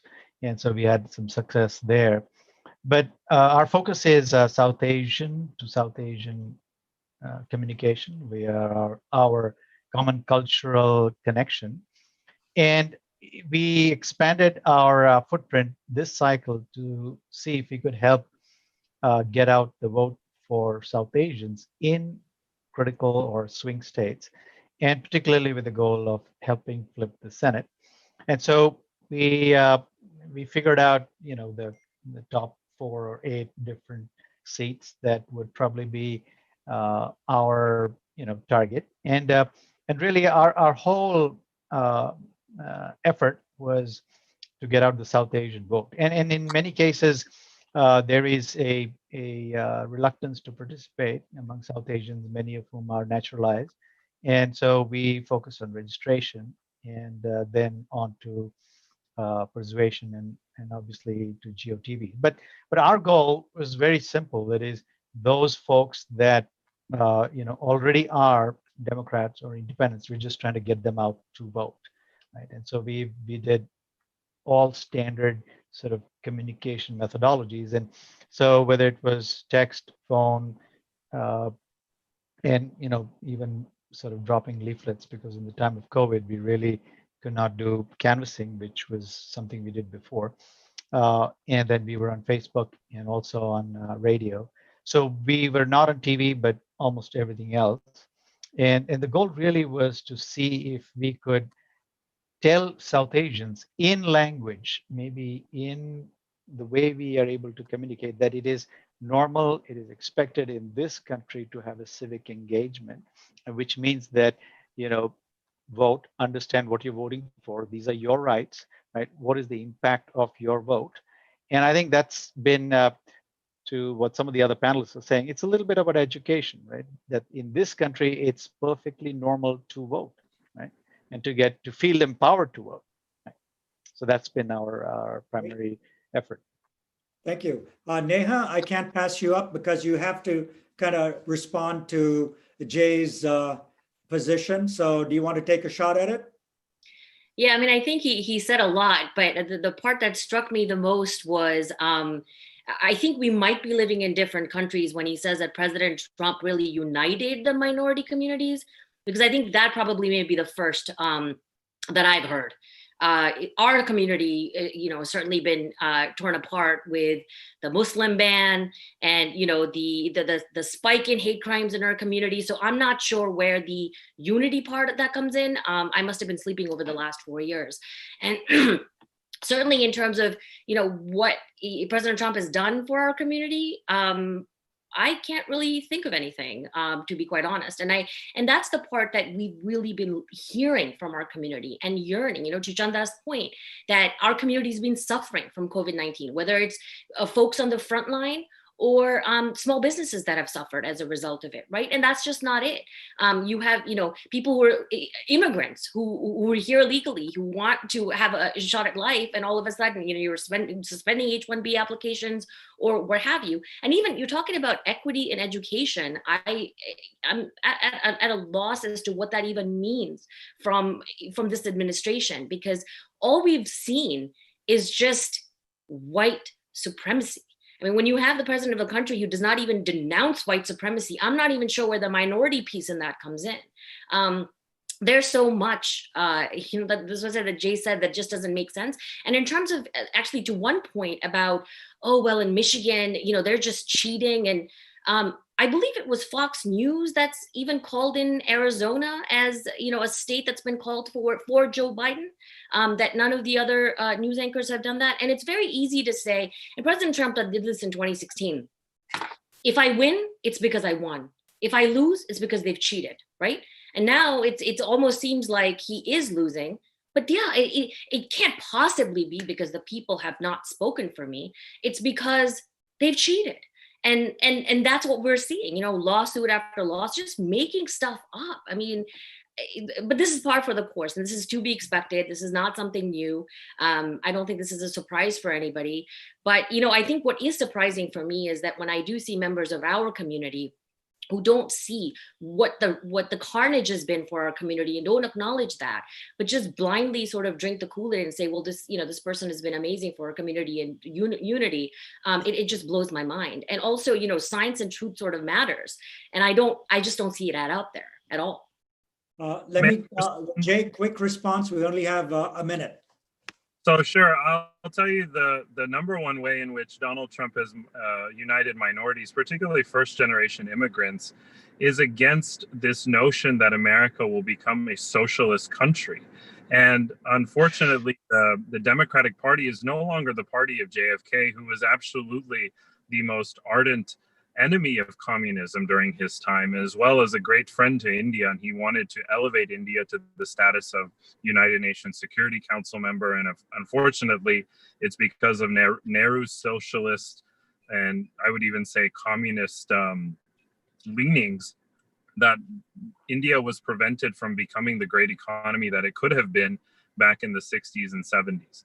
And unfortunately, it hamstrung India's growth. And look, that's why we're here today. And I'm very proud to be an American. But most immigrants believe that have left socialist countries that they do not want to stand in bread lines where Nancy Pelosi can hand them out bread. They do not want to sit they do not want to sit at home while their businesses have been shut down for, frankly, these arduous lockdowns while Nancy Pelosi again gets to go to the salon. And unfortunately, right now I have a very California-centric view because I've been here for the past couple months, and I see the Democrat dictatorship that needs to be countered. And I do think the GOP has a very strong chance of countering it in 2022. And I think Kamala Harris's seat, when she has to go up for her Senate reelection, she will lose, most probably, if there's a strong Republican candidate against her. And it's because she is the most left senator. I wouldn't call her liberal. There's nothing liberal about the left today. They're illiberal. They have suppressed dissent. They have suppressed dissenting points of view. And all of this has been heard. And I would just like to add that Hunter Biden's laptop matters. And Hunter Biden's dealings with foreign countries are noted. And if the left were so confident that Donald Trump has, uprooted, institutions in our country and whatnot, I'm just curious as to wonder why impeachment was not a topic. Hey, Amar, I hate to interrupt my panelists, but come on, this guy's, literally so far off the wall, man. You know what? I think we need to have a completely separate session to deal with this, guys. And we have a 4-hour program. All I would say is I love Shaker's idea of getting unity rather than divisiveness. And maybe that's and what I we need appreciate to do a separate Shaker's panel on. point of perspective on wanting to unify around bringing manufacturing back to the United States. And I do think that's a topic we should be coalescing around. We should. And I hate to interrupt and cut you guys off. I'm sorry. This panel just got way out of hand and we just don't have time to do justice to this. So I'm going to have to cut you guys off. Thank you so much. I really appreciate that. We'll pick this up. We will make note of this and bring this back. So thank you guys. I'm sorry we have to kind of move on to the next one. I also want to alert you at the top of the hour, we have Raja Krishnamoorthi coming up as well. So stay tuned and I'll let Sanjeev take over for now. Go over to you, Sanjeev. Great. Thanks, Amar. And thanks to all the previous panelists. We've got a great panel of state legislators again coming up. And let's see who they are.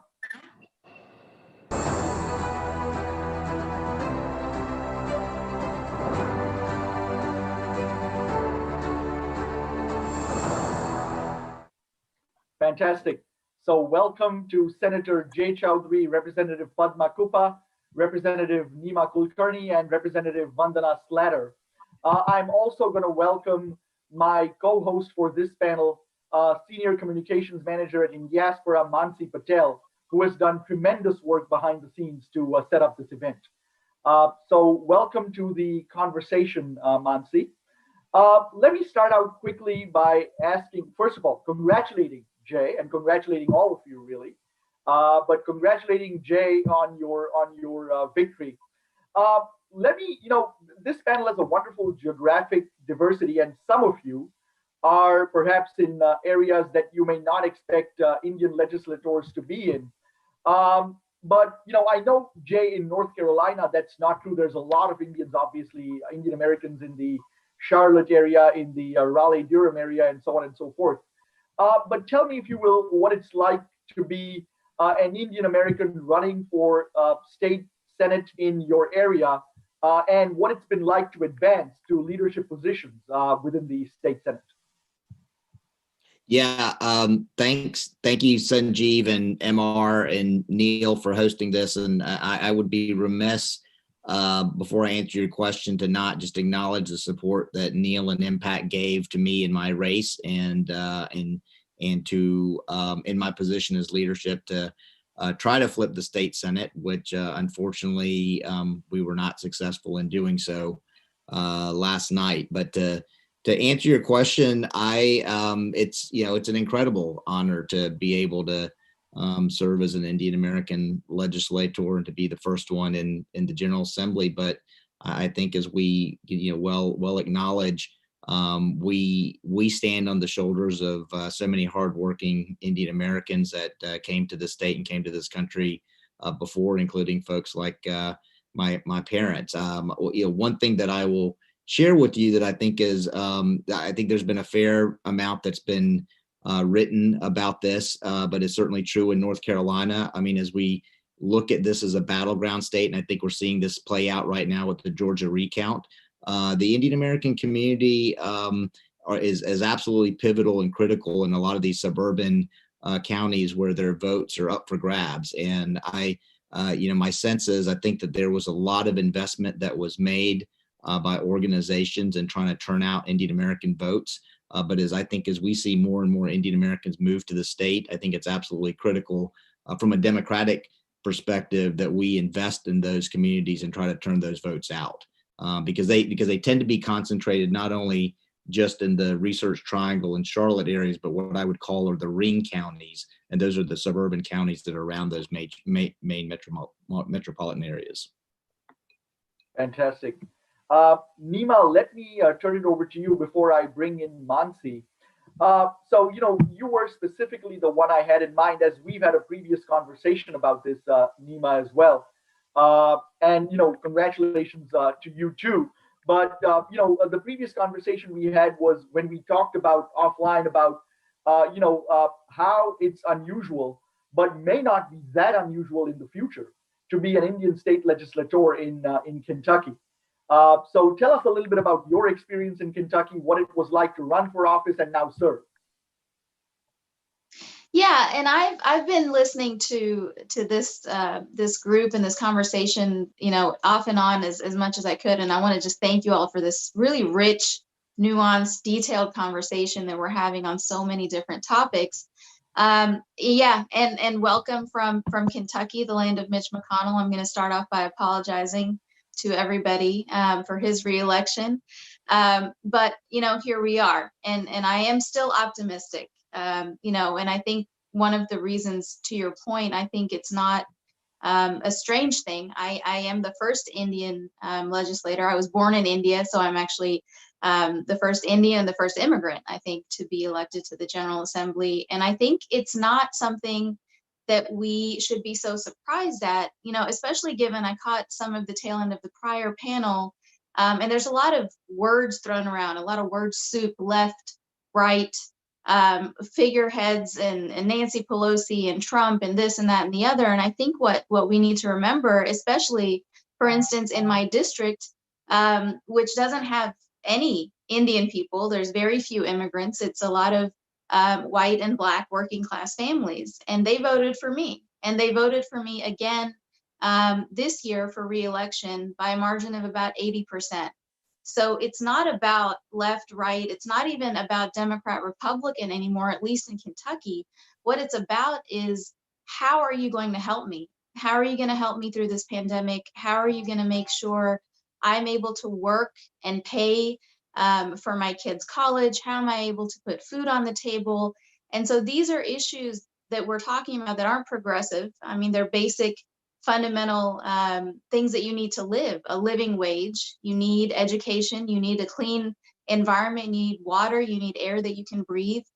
These are not radical ideas. And so I think, at least from Kentucky's perspective, if you're going to try and help people live and work and thrive, that's what they respond to. And I know that we are a red state. I am currently in Louisville, which is a small blue dot in that red sea. But I don't think that it's out of the realm of possibility to change it and to not discount it, because I think people are people no matter what state you're in. And I think the people of Kentucky know what they want. And I think that right now in this election cycle, Republicans were able to message that better than we were. But again, they're pragmatic wherever you go. And so if you're able to talk to people, address their concerns, I think there's a shot at getting people together at a table and having a conversation that doesn't devolve into rhetoric and attacks.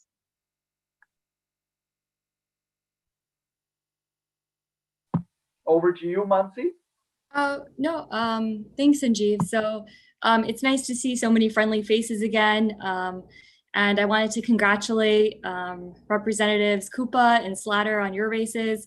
Representative Koopa, I wanted to particularly congratulate you because I know it was a very tough race, it was very close. It was endorsed by President Obama, and it is in the great state of Michigan, which we have all been watching very closely since yesterday. So I guess if you could just add a little bit of color to your race and tell us how it was that you were able to win when so much of Michigan was undecided for so long.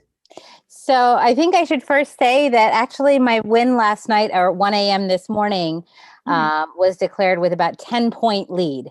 So this is my first re-election. I flipped a district that had historically never been Democrat before. I live in one of those ring suburbs that Senator Chaudhuri was talking about, very high immigrant population, not just Indian immigrants, but from all over the world. And we had historically only had white males representing us. So that 2018 election, I quit my job because I knew that's what it took to run. I don't think people in the immigrant communities really understood what it took. Some people did, the ones who were plugged in, but a lot of people thought, that it's a lot like, how much did the party give you to run? Those kinds of questions. And then once I was elected, a lot of people come to me from wanting an extra bus stop in their subdivision for the school bus, all the way to H-1B immigration and the green card reform that is so needed for the Indian immigrant community. And so a lot of my work in the legislative term that I've been in has been to not only learn my own job, but to be a representative for the 41st district, but also to be sort of the gatekeeper and be the one to direct traffic to whichever area that they needed help with. Some of the things that people ask me are out of my swim lane as a state legislator. I ran because the very famous Betsy DeVos, apologies as you apologize, Representative Kulkarni, I have to apologize. We are the home of the DeVos family that has funded so many things that are not good for the middle class, which, Michigan is the home of the American middle class with working class jobs. And we actually had a huge movement, and we are now a right to work state. And so these are things that we must address at the state level. We also need to address public education and making sure that the kind of charter school landscape that we have here isn't inequitable. It's very, right now, the quality of education that you get depending on your zip code, it's not acceptable to anyone in the immigrant community. And I think that was something that resonated when I ran in my district. Also the fact that we care a lot about the environment. Whatever faith you are, there's always a call to action to protect the faith. And I come with a wide range of experience in the interfaith setting. And so I don't know if you've heard of Bhumi Global or Bhumi Project, but I've worked with them, and Diwali's coming up. We did a Green Diwali webinar a few years ago. But the idea that as a vegetarian, I am being kinder to the planet with local sourcing, whether it's in manufacturing or your grocery bill, local sourcing these are things that we can do to reduce our carbon footprint. And so appealing to that, making sure that we don't pollute and hold polluters accountable. The issues that Indian immigrants care about, and I think that's an affordable college. These are the issues that we brought up, and a lot of them are small business owners. This cycle, that was one of my big focuses, making sure that we got the downtown small businesses together to talk about issues. And once you reach them where they are, I think whether it's an immigrant voter, an Indian American voter, or anybody in the district, I think that's really what we need to do. One of the things I will say in closing, though, is what's surprising to me is the fact that we don't care about down ballot. You know, somebody sails in and is running for Congress and has never run for anything, hasn't never done anything in the district before, and we're all interested in that particular candidate. When, you know, I found in my first term, that my first campaign, that was, you know, I was overlooked a lot of the time because I was running for a state seat and not a congressional seat. And I think that's kind of somewhat of a challenge, because a lot of what state legislatures do is what affects our daily lives. And what's even more surprising is, even after I go around preaching this to everybody, look at the local issues. Yesterday's ballot, 20% of the people dropped off in Troy, the city that I live in, and did not vote on a library millage. We don't have a 7-day-a-week library, and we needed to pass the millage. 20% of the people who voted for me didn't go all the way down the ballot to vote for the library millage. So it really bothers me that we don't care about down ballot issues, because those are the things that really affect your everyday life. Yeah, no, that's very true. And thank you for sharing about your work and your outreach to the immigrant community, and as well, thank you for sharing about your faith, which I know you've written about during this election cycle in American Kahani, and was really inspiring, and I think provided a lot of insight into why you ran for public office, and why you are a dedicated public servant. Excuse me. So I just wanted to turn to Representative Slaughter as well, and congratulate you on your race as well. And give you the opportunity, if you wouldn't mind sharing just a little bit about your district and the work that you've done since you've been elected in 2018 as the first Indian American woman to the Washington State's legislature. Thank you, Mansi. It's really honored to be here with all of you, with these amazing, passionate fighters for politics, for people. And really, I want to thank you, Impact Fund, for endorsing my race, and Neil Makija, the great work you're doing for Indian American candidates across the nation. It's a really big deal, and it's the first time I've seen that. My entrance into running for office actually started at the local level when I was running for Bellevue City Council in 2013. And I lost that race. It was what I call my political MBA. I learned a lot about how to run for office and what that meant. My district it switched to more blue, more progressive in 2002. Prior to that, it had been more conservative. But it's got a number of cities in it, but you might know Bill Gates. He lives in my district. I have a lot of tech companies. Amazon is moving here. I have Google, Facebook, Expedia, you name it, we have it here, Facebook. And so a lot of tech workers live here. We have about 40% ethnic district, basically mostly in Bellevue, which is the biggest suburban city, and 30% foreign born, the majority of which are Asian Americans. So it's a progressive district, but which has a sense of conservative, sort of suburban feel to it. And I think that when I ran for office as a city council member, I was running to represent, be diverse as a woman, as a healthcare professional, as a tech person. I've worked as a medical scientist in biotech, and as an Indian American. But running for state legislature, it was really, I was appointed to that seat after I'd been on city council for a year because it was open. And then I ran again in 2018. But I have to tell you, I'm a first generation American and a daughter of immigrants from India who came in the 1960s in Canada. So I grew up there. So learning how to build a life in a new country is something I can appreciate. But I'm really representing the people, your children that grow up here and need to have someone forge a path for them as they're thinking about public office and sitting at the table. For me, that's been a really big passion.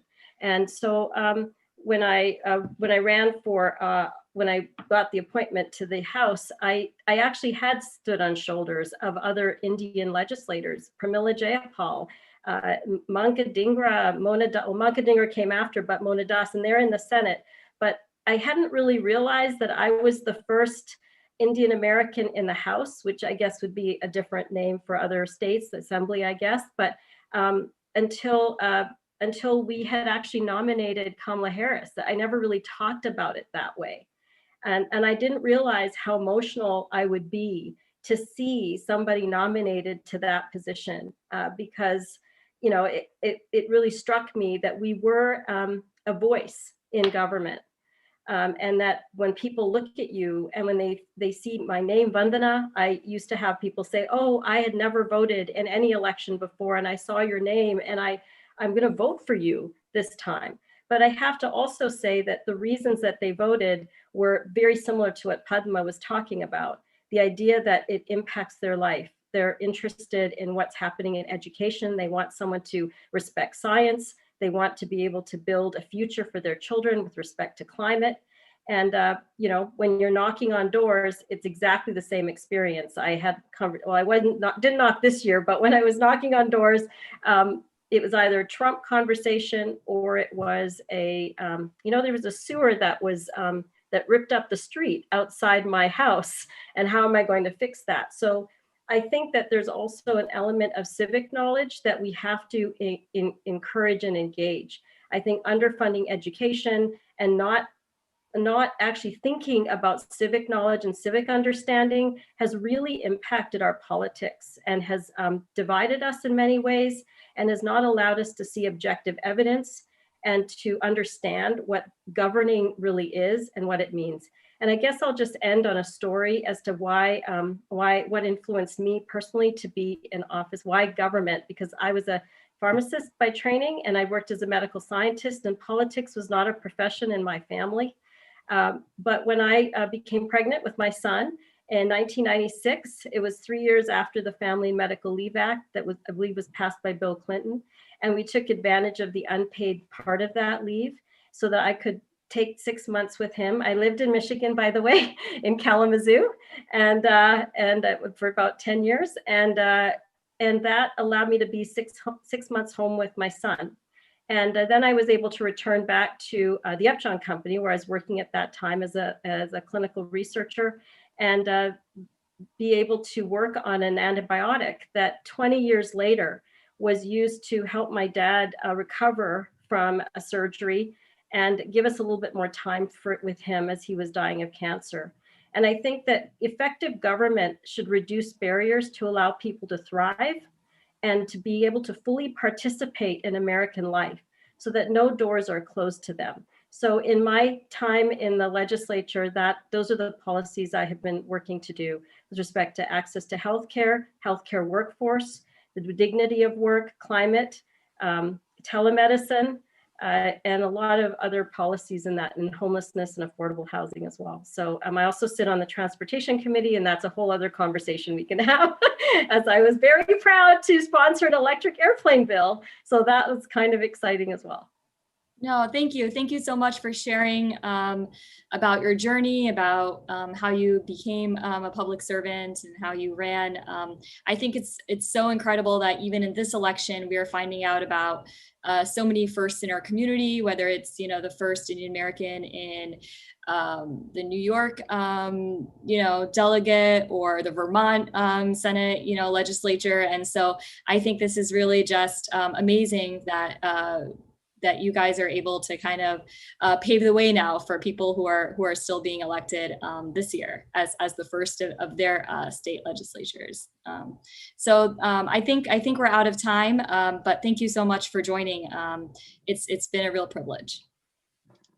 Thank you so much, Vandana, Jay, Padma, and Nima. Congratulations again. Your remarks were very thought-provoking and inspiring, and especially the point that you made about let's not ignore the local races and the state races, because they touch people on a day-to-day basis like no other races do. A very well-made point, and thank you all for being here.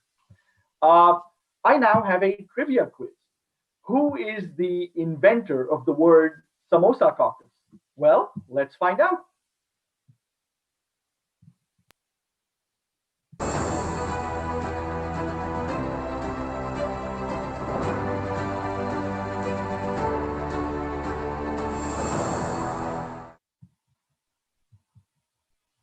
All right, where's Mr. Krishnamoorthi?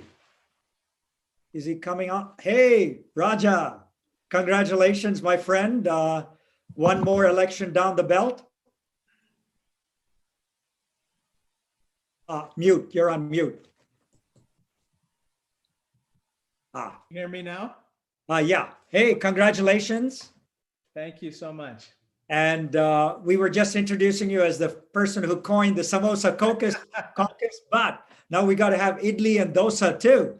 That's right. That's right. Absolutely. We need more, I say, samosas and pakoras and idlis and vades. We need Congress to look like America. Absolutely, man. So congratulations. I know you had a thumping victory there. And so what do you think? What do you make of all these things going on? I think Vice President Biden is still not there yet. He needs a little bit more to go before they call the races. But what's your prognosis? Well, first of all, thank you so much, MR and Sanjeev and Mansi and Indiaspora for having this post-election analysis. I think it's so important to kind of do an after-action dive into what happened. Well, look, I think that we all know the math at this point. I think everybody's been paying attention, depending on which set of numbers you use, whether you go with the AP or the New York Times. You know, basically, Vice President Biden is tantalizingly close to 270. I think that the AP has already called Arizona for Biden. New York Times is not, and some other outlets, but he's basically almost there. And then he just needs Nevada, which is pretty much, going into his column. And I just found out that Georgia is now has a margin of only 36,000 votes. And there's a lot to be counted in Fulton County, which is basically a Democratic stronghold. So now he has multiple paths. And so regardless of what the president does in, filing litigation with regard to Pennsylvania, for instance, I think that there's going to be a coalescing, in my opinion, of opinion that the next president is going to be Joseph Biden. No, that's great to hear. So one of the questions we've been asking different people as they come into the show is there's been a lot of divisiveness till the elections. How do you kind of start reuniting the country, reuniting your constituents? What are your thoughts in that regard? I think that we have to find the boldest common denominator that unites us and work on those priorities first before tackling some of the other issues which obviously deserve attention, but might provoke a little more disagreement in terms of the way forward. And I think the boldest common denominator that unites all of us is A, crushing the virus and developing a safe and effective vaccine and getting it out ASAP. And then B, repairing the economy and helping struggling businesses and families get through this thing at the same time that we're dealing with the health crisis. On the first issue, I think that there's going to be broad consensus about what we need to do, which is we need to take the politicians out of managing the FDA, CDC, and HHS, and we need to put the scientists and the healthcare professionals back in charge. With regard to the economy, I do think that there's a lot of folks who have come together on a stimulus package. We were this close right before the election. And I suspect that right after the election, we'll take up that issue again, and hopefully we'll get it past the goal line. Raja, a lot of people may not know this about you, but in a previous election cycle, I mean, obviously you won a thumping victory in this election cycle, and congratulations. But in a previous election cycle, you have actually run against another Indian American. And I was just curious, I suppose from Indiaspora's perspective, that's kind of a good problem to have because that shows that more Indian Americans are getting involved in the political space. But, for you as an Indian American, was that in any way, shape, or form awkward? I mean, I know you won that race very handily, or is it just part of business and, you got to do what you got to do kind of thing? Well, first of all, thank you for noting that I did win last night. I was seeking a third term on November 3rd. As I like to tell people, I was trying to go 3 for 3 on November 3. And I ended up pulling it off. We ended up winning 71% of the vote in the suburbs, where I'll just tell you that 70% of my constituents are not Democrats. And we have a sizable proportion who are Republicans, and I'm really proud that we won a lot of Republicans to my side. With regard to the issue that you brought up, yeah, I think that it's fair to say that Indian Americans now happen to be Democrats, they happen to be Republicans, and they take up positions that may not necessarily align 100%. And because of that, they sometimes run. In this case, this individual decided to run against me, and he lost pretty badly. But I don't think it had anything to do with his ethnicity. It was just that, we just had a much better campaign and a much better reason for why me, why now, which is always the most important questions that any candidate needs to answer when they're running for any office. Yeah, I think, Raja, looking at it, we mentioned at the beginning of the show, we lost track.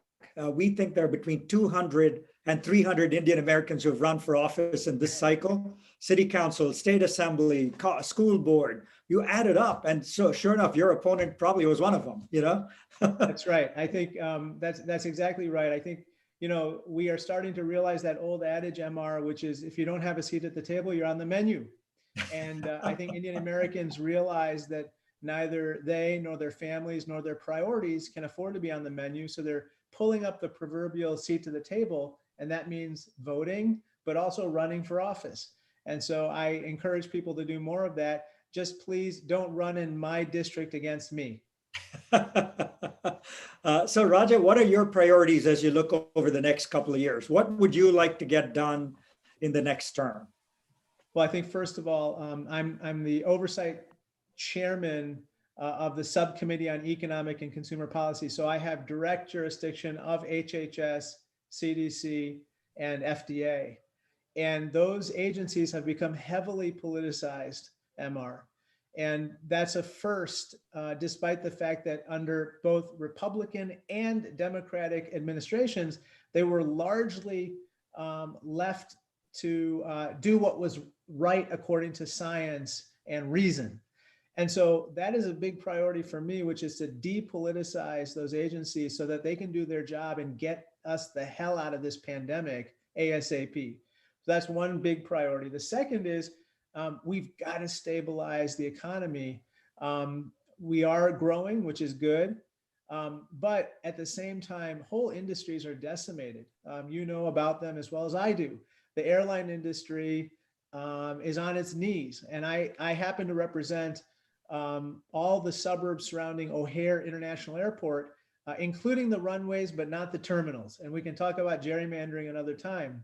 But the hotel and hospitality industry, the restaurant industry, the tourism industry, and so forth need help. They need help now more than ever, because we don't want a situation where we basically allow them to die, even as we're trying to save the patient, so to speak, on the operating table, which is the American economy. Well, Raja, we wish you all the best in the next couple of years. And, really want to congratulate you on your third term, done a terrific job, and you're a role model for the community. And you're also a torchbearer for idli, dosa, vadai, and samosas. Thank you. That's right. Hey, thanks for being on, Raja. And one of these days after the pandemic, we're going to share some of those together in person. I look forward to it. Absolutely. Take care now. Thank you. God bless. Thank you. And let's see who's next up. We have so many familiar faces and so many people coming up. Let's take a quick look to see who's on next.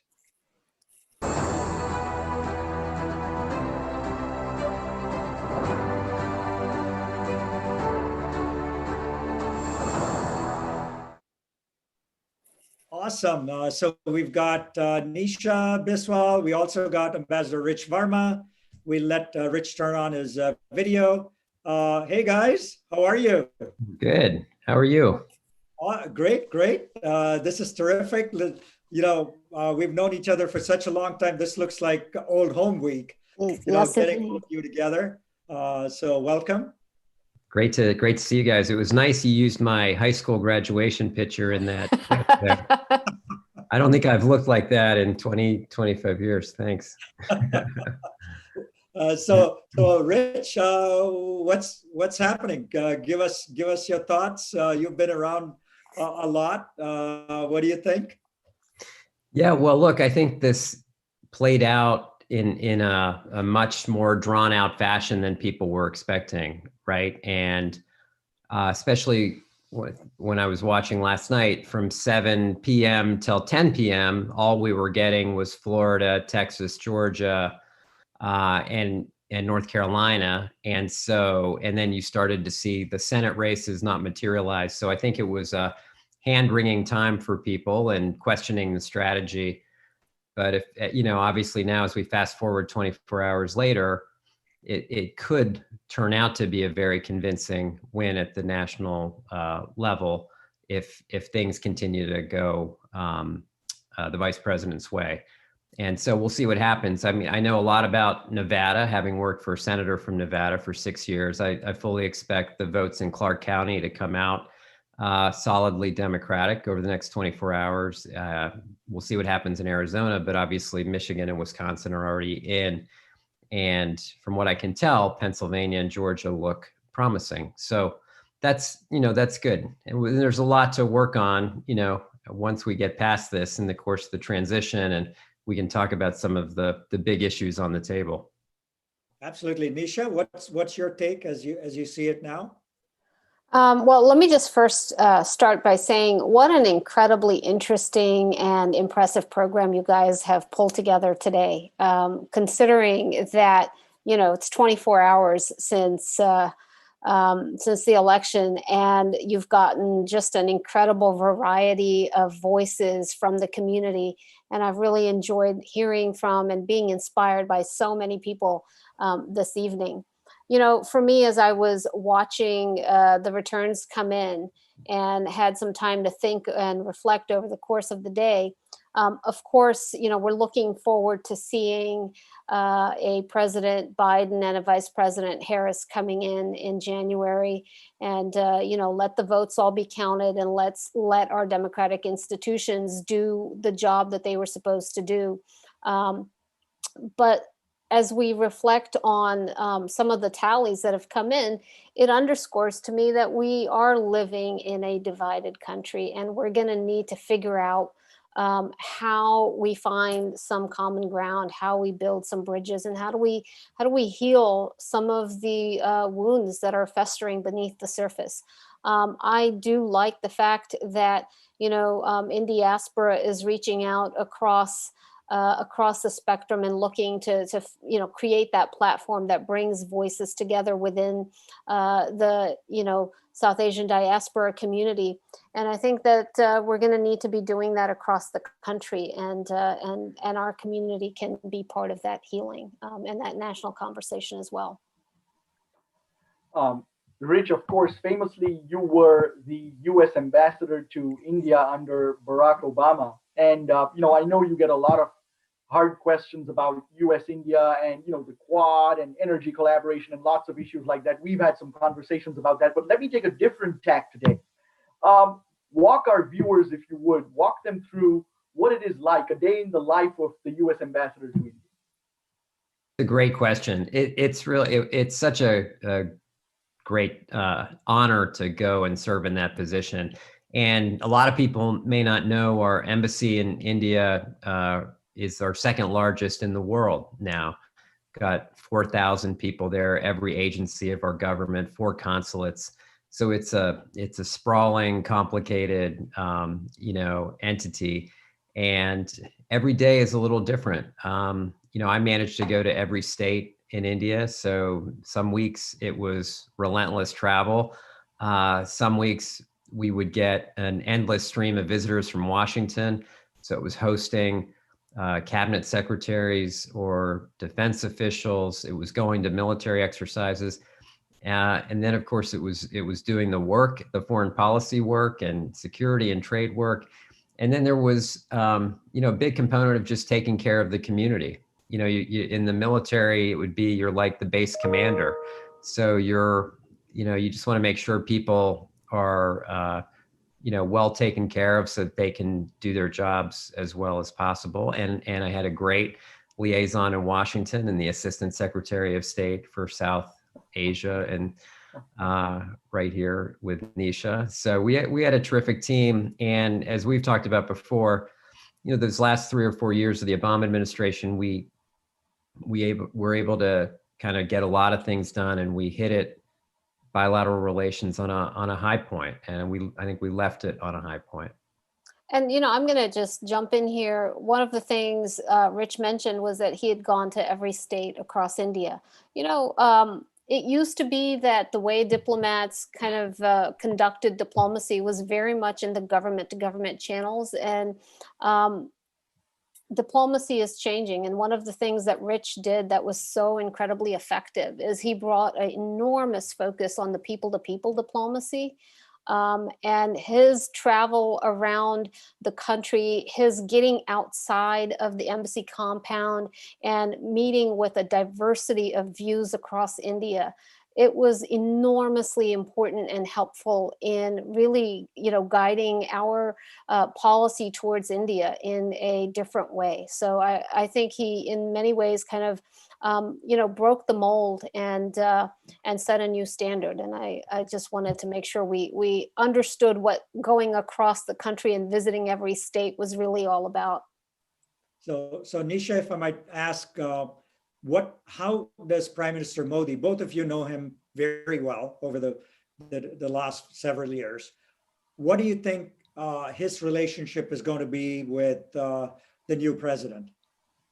Well, first of all, I think it's not a new relationship in the sense that he has met Vice President Biden as vice president on numerous occasions, including on his first visit to the United States as prime minister, when the vice president hosted a formal ceremonial luncheon in honor of Prime Minister Modi. And so the two of them have a relationship already. The other thing I would note is that the Prime Minister of India is looking for a United States that is going to be a leader on the global stage and a partner for India at a very important time. And so I think that, a President Biden will bring to the relationship that it is actually going to have a global scope and a global impact, and that a US-India partnership is not just about the United States and India, but it's about how the two working together can actually influence regional and global issues and challenges. And I think you'll see that in a much crisper way in a Biden administration. And Rich, what advice would you have for India as they kind of meet, Joe Biden? Well, again, as I've said many times before, and as Nisha just pointed out, the vice president's been working on this relationship for decades, so he's going to be familiar with it. But there's a lot of things we can do right out of the box. So the first obvious one, I think, is on global health cooperation, pandemic response, vaccine development and deployment. So if that is issue number one to getting people safe, but getting our economy going, India can be a great partner in that. Secondly, just on the trade front, I think we can do a lot. There was a kind of mini deal sitting for a while. We ought to just finish that and get that done. On the defense front, I think we can go a lot farther. But look, I think we have some repair work to do as well with how stable and trusted we are in the Indo-Pacific. That means rebuilding some of our alliances. That means being a more steady partner. And the final thing I'd say is how we treat diaspora communities, particularly South Asians and Indian Americans. makes a big difference to the bilateral relationship. And I've spoken out a lot over the last few years about how minority communities get treated here. People think those are domestic issues. Frankly, those are big bilateral issues, and they impact the quality of relationships between countries. So we've got to get that on track, treat people with respect, make them feel welcome and included. That would be the best thing we can do for U.S.-India relations. No, it's terrific to have you guys, and thank you so much for coming at short notice, and let's see what the next 4 years brings to all of us. So thank you so much. Thank you guys. Thanks for all you guys are doing. Rich. Thank you. Thanks, Nisha. Okay, let's see who's on up next. I think we got a group of think tankers.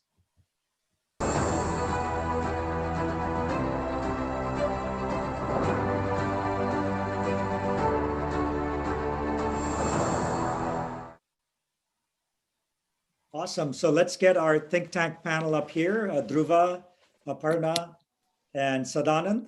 So let's get their videos turned on. And we have Dhruva. I see Sadanand clicking on his video. Yep. Sadanand and looking for Aparna. Hopefully she'll join us. Maybe we should get started and then have Aparna join us as soon as she's on. Go ahead, Sanjeev. Great. Well, Sadanand and Dhruva, thank you so much for being on. Always a pleasure to chat with you guys.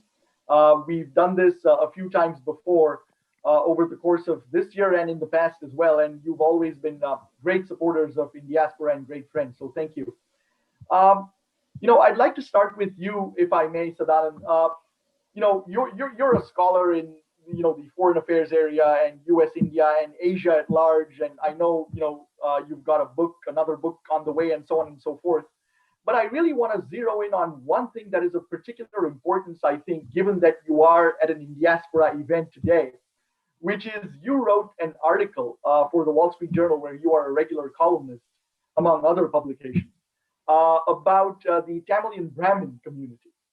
And how they had, migrated and so on and so forth. And there's one of the four of us here who has a Tamilian last name, and I think you interviewed that gentleman as well for that piece. But talk to us a little bit more about that. What was that column about? Oh, there are actually two of us. Dhruva also has a Tamilian. Oh, that's right. I'm sorry, I forgot that. You're exactly right. So well, I mean, I was not prepared to talk about that, but happy to. I mean, I wrote a piece about a month ago. In fact, it was probably one of my most read columns ever. It ended up being the most read article in all of the Wall Street Journal, not just on the opinion page. And it took off from a kind of larger theme, which I've sort of explored in some of my writings about the diaspora, which is that I feel that as a community, we sometimes tend to take this sort of gauzy, sentimental view of the political and economic circumstances in India that led many of us or many of our families to come to the United States seeking opportunity. And I felt that some of the rhetoric that was coming out of the Democratic Party and from Senator Harris tended to obscure this fact. I'm sort of, I've been interested in, in the community, which is a very sort of interesting micro community. And so I just decided to write it, and I got MR was kind enough to speak with me, and so I got a lot of insights and spoke with Indra Nooyi, and it was a fun article, but that's about it. Awesome. Dhruva, before I turn it over to MR, I'm sure he probably has a question or two in mind. One thing I've been really impressed that I want to talk to you about is your organization. You are, of course, the U.S. leader for the Observer Research Foundation, which is one of India's preeminent think tanks in the foreign policy arena. And of course, India is a regional and increasingly a world figure to reckon with when it comes to the foreign policy space in its own regard. but specifically in regards to the ORF Foundation. One of the things that MR and I have been privileged to attend and we've been very impressed by is how your organization has built the Raisina Dialogue, which is the premier, fast becoming, if not already, the premier foreign policy event, certainly in Asia, and one of the premier foreign policy conclaves in the world. Talk to us a little bit about what Raisina is all about, and how you bring foreign leaders to that event. Thank you, and thanks to Indiaspora for this opportunity. I've, like a lot of others, I've been on for the past couple of hours and really enjoyed the conversation, particularly one so close to the U.S. election, and I've learned a lot from it. A little bit, for those of you who are not familiar, I work for a place called the Observer Research Foundation. It is a think tank based in New Delhi. In fact, we have offices also in Mumbai and Calcutta. As you mentioned, we organize, amongst other things, the Raisina Dialogue, which is usually held in January of every year. It's a big foreign policy dialogue, international affairs, security, a number of other issues discussed. Usually, last few years, fortunately, has been headlined by head of government. In the second year was by Prime Minister Modi, but subsequently Benjamin Netanyahu, the Norwegian Prime Minister, Scott Morrison, the Australian Prime Minister, was supposed to give the keynote this year.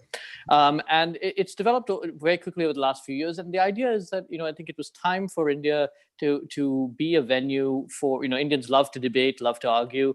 It was only natural that you should have such a forum in India for topics on global issues. I'm actually, we're just in the process of setting up what will be the first overseas center of the Observer Research Foundation in Washington, D.C. It'll be called ORF America, and we'll actually probably be launching in the next few weeks, in fact. And this is also an exciting new initiative because it will, in some ways, be, it's part of India stepping out in some ways. It'll be the first overseas center of an Indian think tank. And we really look forward to having a sort of active engagement on a number of issues. Very briefly, I'll just touch upon four points that I think will be important for the U.S.-India relationship, regardless of the final outcome of these elections in the U.S. One is security, as Rich Verma rightly pointed out, cooperation in the Indo-Pacific. A second is the future of technology. And this, more than trade, in some ways, this is an issue that will encompass trade, immigration, a number of other things that people pay attention to in this community. A third is going to be the future of energy and environmental cooperation.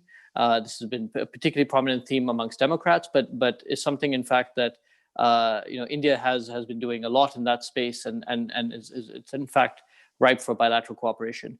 And finally, I think there's cooperation on democracy. This is in some ways both a glue for the US and India. It's something that brings us together.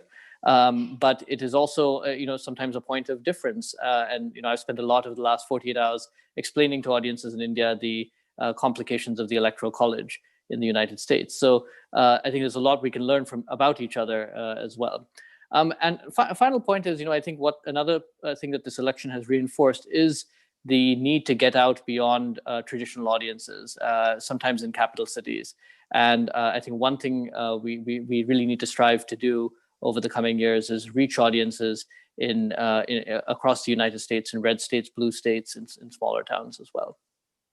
Terrific. Can I quickly just say one thing, MR, before I leave? Please. So first of all, I want to thank you and thank Sanjeev and Mansi for all the great work you do. But one thing that sort of I wanted to raise was this idea that has come up over and over about unity. And I just want to leave with a sort of a slight, shall we say, provocation. I think that at this point, the Indian American community is large enough and sophisticated enough for us to start taking for granted that we are going to have divisions. And the way to approach this, rather than thinking of unity, I think the way to approach this is to actually examine what are the likely divisions that are going to come up in the wake of this election, right? I mean, we know, for instance, that Trumpism in some form is here to stay. We know that there are going to be disagreements on a host of issues, both in terms of an approach to US politics and in terms of an approach to US-India relations. And I think the challenge for us and the challenge for your invaluable forum is to find spaces for those disagreements and at the same time forge some kind of superarching unity that rises above what are going to be these really fraught disagreements. And I have to say that, this is the perfect forum. You've already started that. I know that all that you, MR, and you, Sanjeev, have really given that thought. So I wanted to congratulate you for that, and just sort of point out that I think this is something that would be very useful for us to continue to think about in its complexity. Good point, Sadanand. But I want to ask you guys one question. The U.S. over the past 4 years has pulled out of a lot of agreements, the climate change agreement, the deal with Iran, and so on and so forth. So how do you guys see re-engaging on issues? How does that happen for the new president here? How does, so let me take it quickly, and then Dhruva can take it too. Sure. I think that we're assuming at this point that it's going to be a Biden administration. And I think the simplest way of thinking about it at this point is that's to a certain extent, we're going to see a return to business as usual. And by that, I mean the agenda of the Obama administration, where climate change was an extremely important element of US-India cooperation. I don't know to what extent they'll go back to the Iran deal. That was another element. But on certain other things, I think the changes that we've seen over the last 4 years will probably last. So for example, I think that a Biden administration may have a somewhat different approach to China, but the idea that China is an adversary and our engagement with it is not going to somehow magically turn it into a more democratic, open society, I think that's a consensus that now exists on both sides of the aisle in Washington. I am not sure to what degree a Biden administration is going to dramatically change the Trump administration's policies on trade and immigration. It'll be certainly worth watching. One of the things to sort of watch closely. But I think that 4 years is not that long. There's a very competent State Department. There are great people like Nisha and Rich and others who have served in positions who really understand the complexity of the US-India relationship and also the complexity of these issues. So I'm not too worried about a re-engagement. And in fact, given President-elect, I think, Biden's deep history and the fact that he's engaged with India for so long, I expect that he will select a team that is really able to hit the ground running. So Dhruva, from an Indian perspective, what do you see? No, so I mean, I would broadly agree with everything Sadanand said. I think in some ways, India is not a controversial topic. It hasn't been in this election, and that's a good thing. There's often a lot of angst in India. Why isn't India brought up more during a U.S. election campaign? And I have to keep on pointing out that the countries that are discussed at length tend to be the problem areas: China, Russia, Iran, North Korea. You don't want to be in that category. Broadly, I think, we've had a situation where both candidates in broad brushstrokes spoke about promoting or deepening the partnership with India. That's a good thing. The areas of emphasis are obviously different. A Biden administration will prioritize climate change, will be more accommodating on certain issues, perhaps on trade and immigration, subject to, in some cases, the role of Congress. A second Trump administration, on the other hand, would have a different set of priorities, energy, defense, and so forth. I'm not too anxious about going forward. Again, as Sadanand rightly pointed out, there are a lot of people, close advisors of Joe Biden, who have a history and deep knowledge of engagement with India. So I don't anticipate there being major challenges. But look, I think at this point of time, it looks the most probable outcome is a Republican-controlled Senate, a Democratic House, and perhaps a Democratic presidency. And so I think having a rich and diverse agenda in the U.S.-India relationship will be something that is good for the long-term strength of the relationship. And if anything, I think if you look back on the past 20 years, you've seen a relationship that has deepened despite changes in government from Vajpayee to Manmohan Singh to Modi in India, and from Clinton to Bush to Obama to Trump. So I think that's an encouraging sign that we will be able to find areas of deeper cooperation going forward. Great. Well, thank you guys so much. We'll let you go at this point, but please participate in the rest of the event as well. Once again, Sadanand and Dhruva, thanks a lot. Appreciate it. Thank you. Just a media alert, on top of the hour, we'll have Congressman Khanna join us as well. But now we move on to our next panel.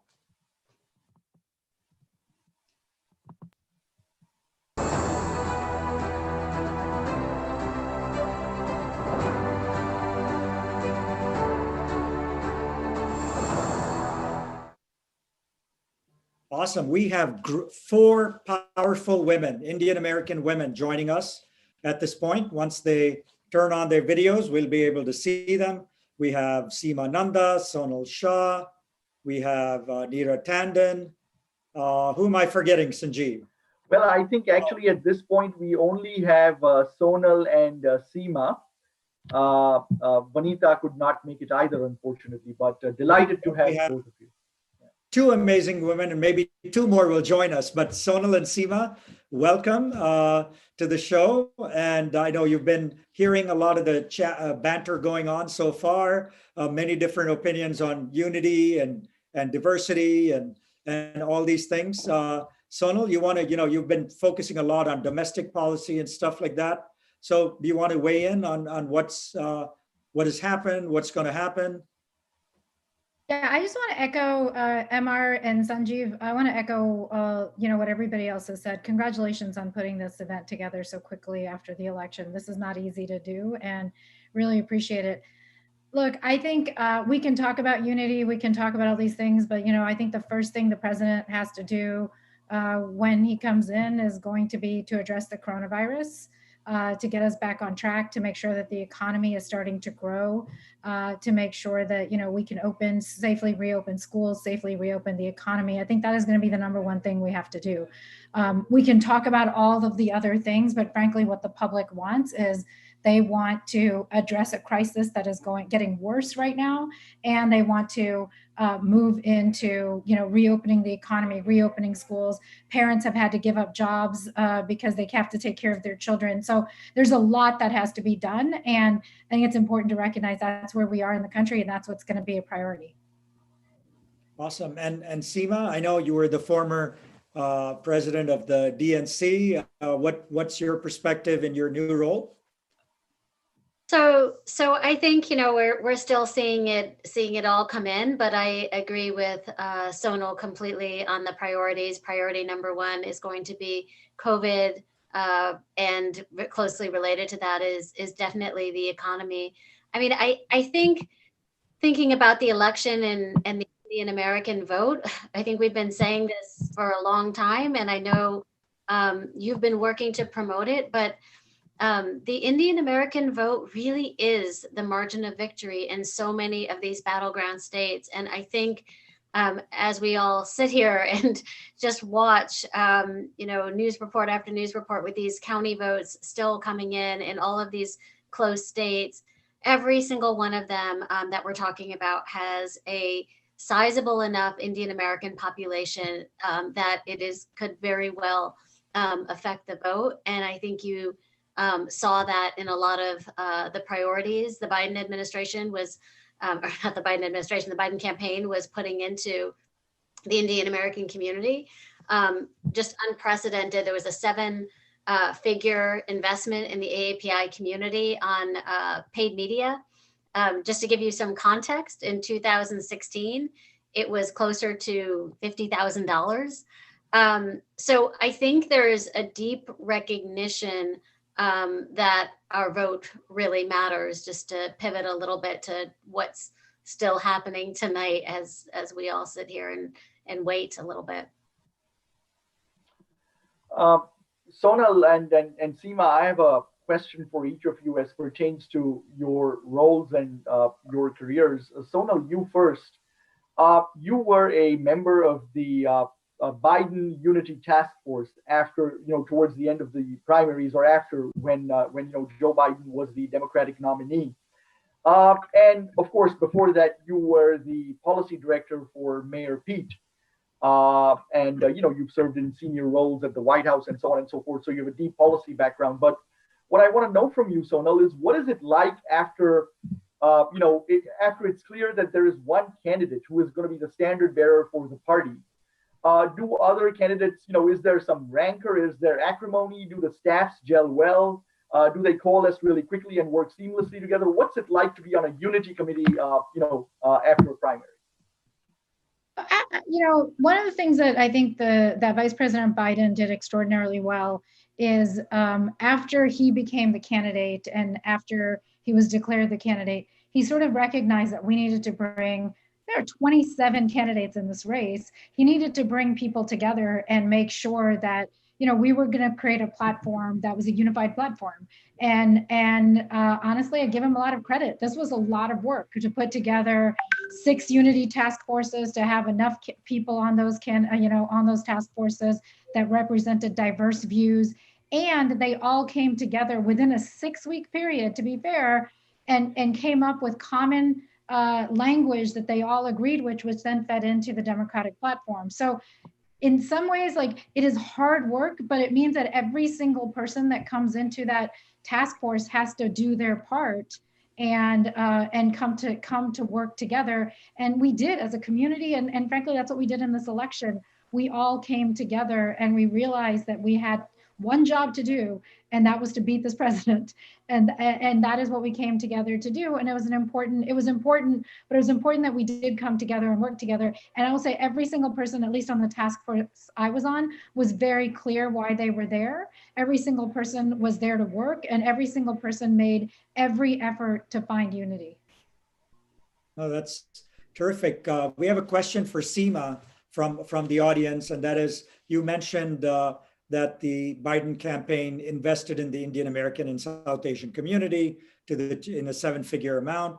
You know that there have been a couple of PACs like the Indian American Impact. And that's more broadly the AAPI community. I don't have the breakdown. Sorry. Yeah. But the Indian American Impact Fund and the API Victory Fund have raised millions of dollars for Democratic presidential and other candidates. 200 to 300 Indian Americans are running for various forms of office. There have been so many volunteer groups formed in this election. So the question is there going to be a reward for Indian Americans in the administration, even at the cabinet level, sub-cabinet level? What is the thinking that people are doing today? So look, I think as the potential transition of government takes place, and as folks in both the Trump administration and of course for several months, as everybody knows, a potential Biden administration has been working behind the scenes. And I think the idea is you always are trying to find the very best people for those jobs, because that is what our country requires. And I say that while also saying, not a but an and, I think Vice President Biden has a deep recognition that diversity is the way to govern. And I think he has a deep appreciation of diverse communities, and that very, very much includes the Indian American community. So I think we all have to be careful about not becoming transactional, because we all do this work because we care so deeply about our country and the direction. And that's why we invest. That's why we serve in the administration. But I think these things come as people, as you start to be seen as a community. And I think that is definitely happening with our community. Can I just add to that, actually, because I think what Seema said is so important. One, I think it's important to keep in mind, we sort of only look at the top, like who became secretary or who became, but every one of those appointments internally matters. Like this is not, it's 4,000 appointments that are going to take place during a transition and in government. That is a lot of people, and every single one of those portfolios is doing important work. Every single one of them, assistant secretaries, deputy assistant secretaries, all of those portfolios run very large budgets, and they are running a portion of the country. And when you think about $1 trillion budget or a multi-billion-dollar budget, imagine how much each of those assistant secretaries, deputy assistant secretaries are running. So these are big jobs. Just because you're not the CEO doesn't mean that you're not doing a big job. You're doing a big job every step of the way. And all of us come into government for public service. we don't come in for just the title. We come in because we want to make the country run better. And that's certainly why I went in when I went in. And I know it's certainly why everybody else goes in. So I think it's important to keep that in mind, because we sort of do checkbox exercises of, did we get this? Have we gotten enough seats on this? Did we win this? And to Seema's point, it becomes transactional, but this is about public service. That's what this country is about. That's what working in government is about. Absolutely. That's why I admire you guys, and I'm in private service myself. So You certainly do your public service, MR, as well. So thank you for all you do. no, anytime. Sanjeev? Yeah, I have just one question for Seema, really. I mean, Sonal mentioned CEOs, which is perhaps a good segue.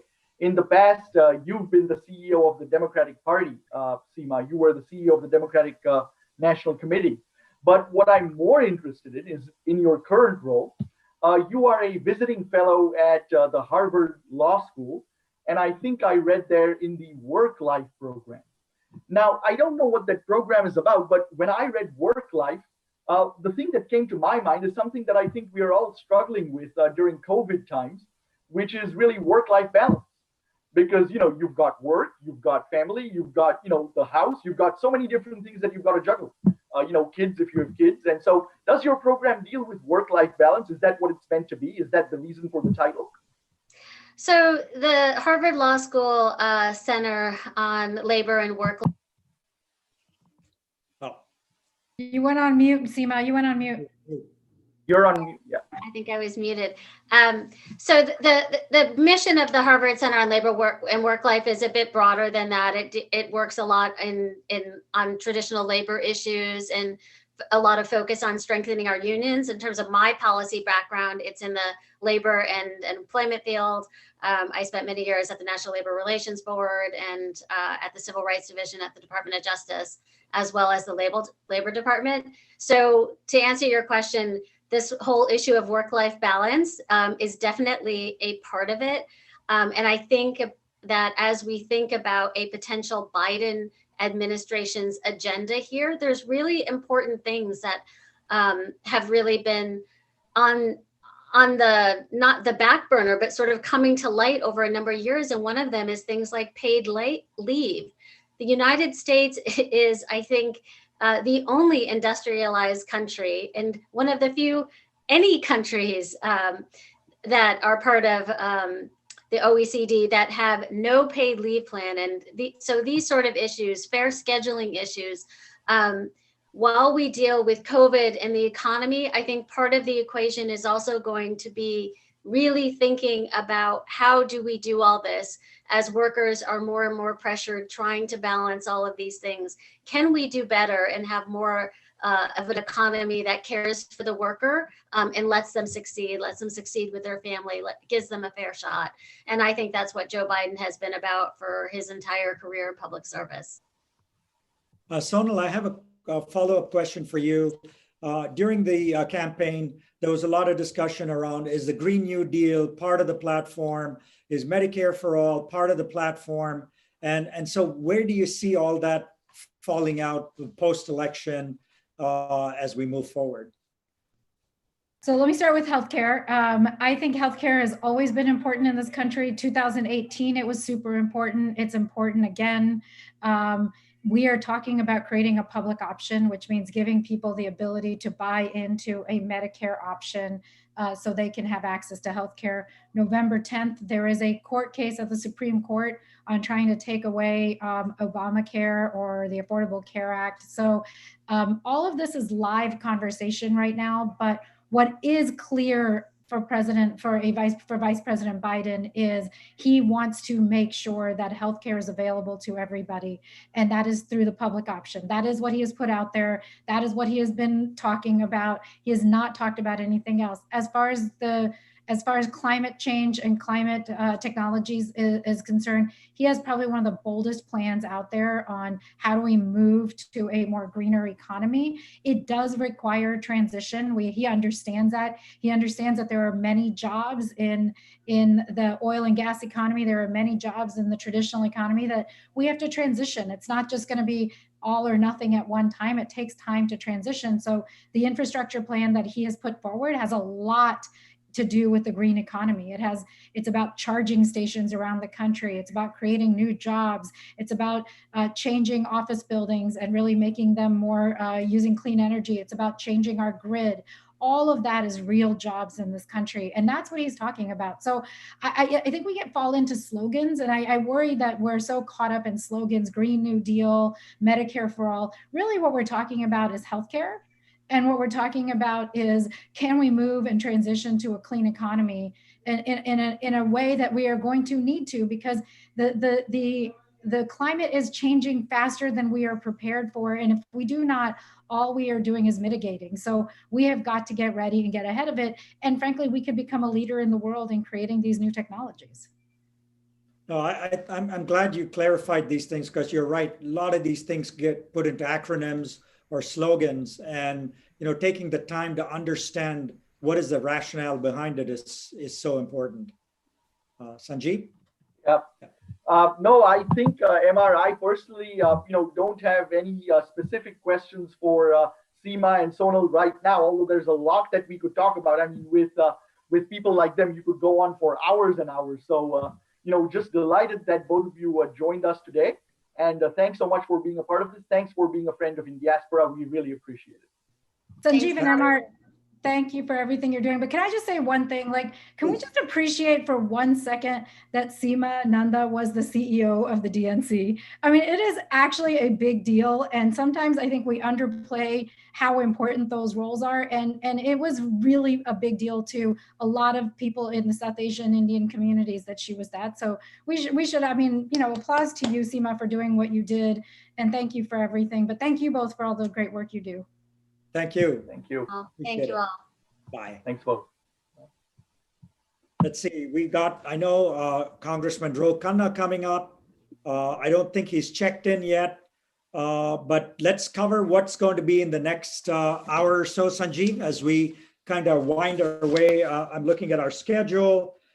We've got Congressman Khanna, and then we're following that up with the Indian American Impact Fund with Neil Makija and Raj Goyal and Deepak Raj. Then we've got, I know, Jennifer Rajkumar, who is now the first Indian American elected to the new New York Assembly. Yeah. After that, we've got some people from the Biden campaign, Amit Jani and Medha Raj. Medha was responsible for the entire digital campaign for Biden. So looking forward to that.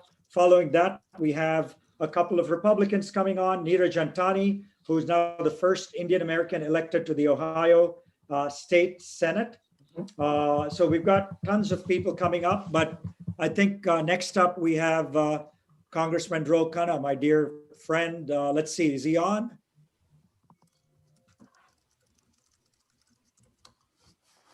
I don't think so. Sanjeev, you want to add some thoughts till we get Ro on? Yeah, absolutely. I think it's just been a fascinating conversation so far, a series of conversations. We've been getting some great feedback from folks in the chat box and as part of the Q&A box as well. And I really think that the people that have joined us today, all our speakers have made the program what it is. I mean, such a diversity of perspectives, whether it's on the political side, whether it's on the policy side, whether it's in terms of sort of a little bit of inside baseball and what it takes to work in these roles. It's just been fascinating. Yeah, and what I continue to be amazed by is the richness of our community, right? So if you look at anything in our community, we can find an expert in the US, whether it's healthcare, whether it's legal, whether it's the business side, the tech side.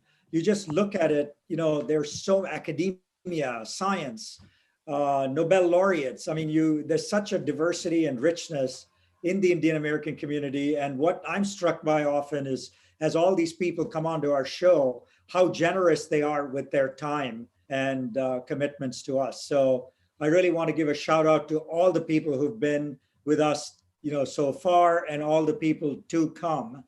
I'm just wondering now, for the sake of time, should we, I see Neil Makija is here. Should we get Neil and Raj Goyal up here, guys, first? Absolutely. I think we should do that. Yeah.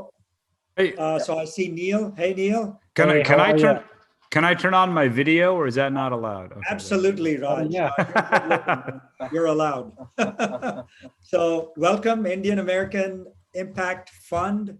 You guys have raised 10 million plus for the campaigns, and you've done such amazing work. Just take us through what you've done till today. Neil and Raj, just walk us through some of the highlights. You've done so much. Sure. Well, I've just joined in June. It's been really kind of trial by fire, I guess. That it's just that we thought it was going to be a little bit of a low key year because it was kind of late in the cycle. But obviously with Senator Harris being on the ticket, it kind of was a shot in the arm for, I think, our whole community. And we have so many great down ballot candidates. We endorsed 24 this year. But I can, I don't know, Raj, if you want to give any context before that, but obviously there was a lot leading up to this in 2018 and a lot of the tremendous work done before I got here. Yeah, no, Neil, why don't you go ahead and give the overview of our activity the last 6 months, and then I'll do a couple of minutes on the history of impact and why it matters and its place in the infrastructure. Great. So basically, we kind of restarted a couple of weeks before Senator Harris was selected, and that was something that we advocated for, and had some op-eds out there, and it's an incredible moment for us to see our story as Indian Americans told through her story being told, and I think we all relate to that, and folks who watched the DNC and heard her talk about her chittis or many of these examples that we never thought we'd hear from our national leaders that speak to our background. So besides Kamala, I think, I've gotten to know and have been really thrilled to get to know so many candidates at the state level. Obviously, you just had Jay Chaudhuri on, who, unfortunately is not going to be in the majority in his chamber, but is a leader in North Carolina, which really has a growing both Desi population and kind of a bench for leadership. And, there were some candidates. Last night was, it was tough. It feels like it was last night. It was much longer ago, but, it was tough for a couple of reasons. So, Ronnie Chatterjee didn't make it. He was a very talented candidate for treasurer in North Carolina. We're still waiting on Hiral in Arizona. But there are some who are ahead. Rupande Mehta is ahead in New Jersey. She would be the first South Asian woman on the state Senate. Pennsylvania, Nikhil Saval is going to be the first Indian American in the history of the state who's going to be elected. Jennifer Rajkumar, first South Asian woman. Many of the folks who are going to be on this call. So history is being made in many different states. And in terms of impact, our resources last cycle were about 350K, and this cycle we raised 10 million total, and we've been able to really put our weight behind some of these races and make a difference. And I think there are a number of models for that in the Black community. There, in terms of groups, there's the collective that supports Black candidates. There's Latino Victory Fund. There's LGBT Victory Fund. And we're really kind of filling the space that hasn't existed at that level where we can give enough support to move the needle on a race. So it's really thrilling, and there's folks who I hope will stick with it. Ronnie's a great example of someone who would be a great candidate, and one thing that we've learned from Ro and Raja and others is that you may not get in the first time, but if you have the support and you stick with it, we'll get there. So I'll turn it over to Raj. Hey, Raj, if you remember, your idea for Indian American Impact Fund was at one of our early Indiaspora. Yes. The bar, socializing the idea. We were so proud. We tell that story so many times that Indiaspora spawns all these organizations, So please give us.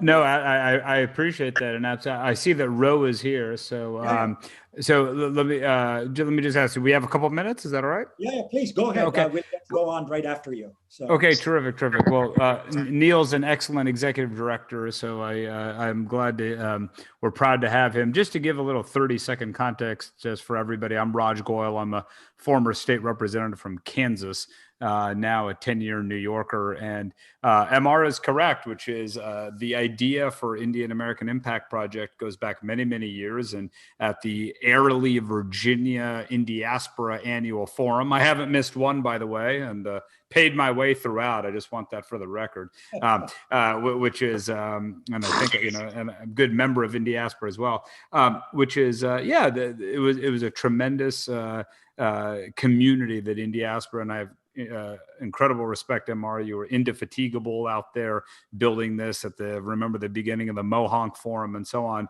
But just to fast forward, when I ran, I was in the first wave of Indian Americans elected. When I got elected now a billion years ago in 2006, there were 5 of us in state legislatures elected. That's it. There were no Democrats at the federal level. This was the era of Bobby Jindal. And so it was unthinkable that we would actually have people like, I see Jennifer just joined, which is tremendous. And to have people like Roe, this was unthinkable. And so one of the big premises of impact was there should never be a lack of infrastructure for the next generation of candidates. So when I left with my fancy Harvard Law degree and working for John Podesta and my Washington think tank background, I didn't know a goddamn thing. I didn't know how to knock a door. I didn't know how to raise a dollar. Now, luckily, I was pretty natural at it, but those aren't easy skills to just learn out of the blue. And so the idea of impact is really to have that infrastructure in place. And I have to say, it's of course mind-boggling to think of a Dacey being the vice president of the United States. I mean, it is truly, you can't get your head around that in any way, shape, or form. It'll sink in for months. However, I'm equally excited, sometimes not more excited, by down ballot city council people, by the county clerk, by the state legislators, having been a former state legislator. So we have a problem a little bit in this country about being obsessed with the Beltway and obsessed with national news, when actually the things that affect us most are at the state and local level. So I am very, very committed as a co-founder and co-chair of Impact to that state and local level. And of course, I need to talk for a second about Deepak Raj. So Deepak Raj is the co-founder of Impact. And when I was out there babbling about this for a long time, one person stood up and said, "I'll write the check." And it was Deepak Raj. And Deepak is the one who said, "Hey, I totally understand this vision. I will underwrite it, and I will be that critical first funder." And of course, he and I created it together. And obviously, we were blessed to have Gautam Raghavan as our first executive director, then Aruna Miller, and now Neil Makija. And so it's been a tremendous ride. And just one friendly amendment, MR. We didn't move $5 million; we moved $10 million this cycle. So there has never been an Indian American, frankly, probably an Asian American organization that has moved the amount of money in a targeted, effective way that Impact has. And we're just getting started. So, we have a 2 to 5 year plan of a permanent infrastructure with full-time staff, chapters. So, stand by, that journey is really just beginning. So we're very, very excited about where things can go. The last thing I'll say, I know this is a nonpartisan forum, but obviously if you're a Democrat, last night was bittersweet. I've been doing this. I've been doing presidential cycles since 1992. I've been on the ballot myself 3 times. I've won a couple big ones. I've lost a big one. And last night was a mixed bag. There's no doubt about it. We had a lot of important races that, as Neil said eloquently, we wish we would have gotten over the line. It really hurts to have Ronnie, not make it in North Carolina, Shri in Texas, and many others. At the same time, we're going to have really the second highest office in the land, and with to an office that we have deep ties to, that everybody on this call does. So there's a lot to be done. The last thing I will say is that infrastructure takes time. These are not drone strikes. You don't come in 60 days before and throw a lot of celebrities on and say, "Oh, we're doing political activity." It is that thankless grunt work in March of the off year, when nobody's looking, when you're raising money, you're building infrastructure that pays off. So we're really, really excited about where things can go, and obviously thrilled to be part of Indiaspora. Great. Thank you, Raj. And I know Deepak has been a longstanding supporter of ours, and Neil as well. So I really want to commend you on the work you've done and look for even bigger things to come. So thank you, gentlemen. Thanks, guys. Yeah, thanks so much. Great. Next up, we have Congressman Ro Khanna. If we can get Ro up there.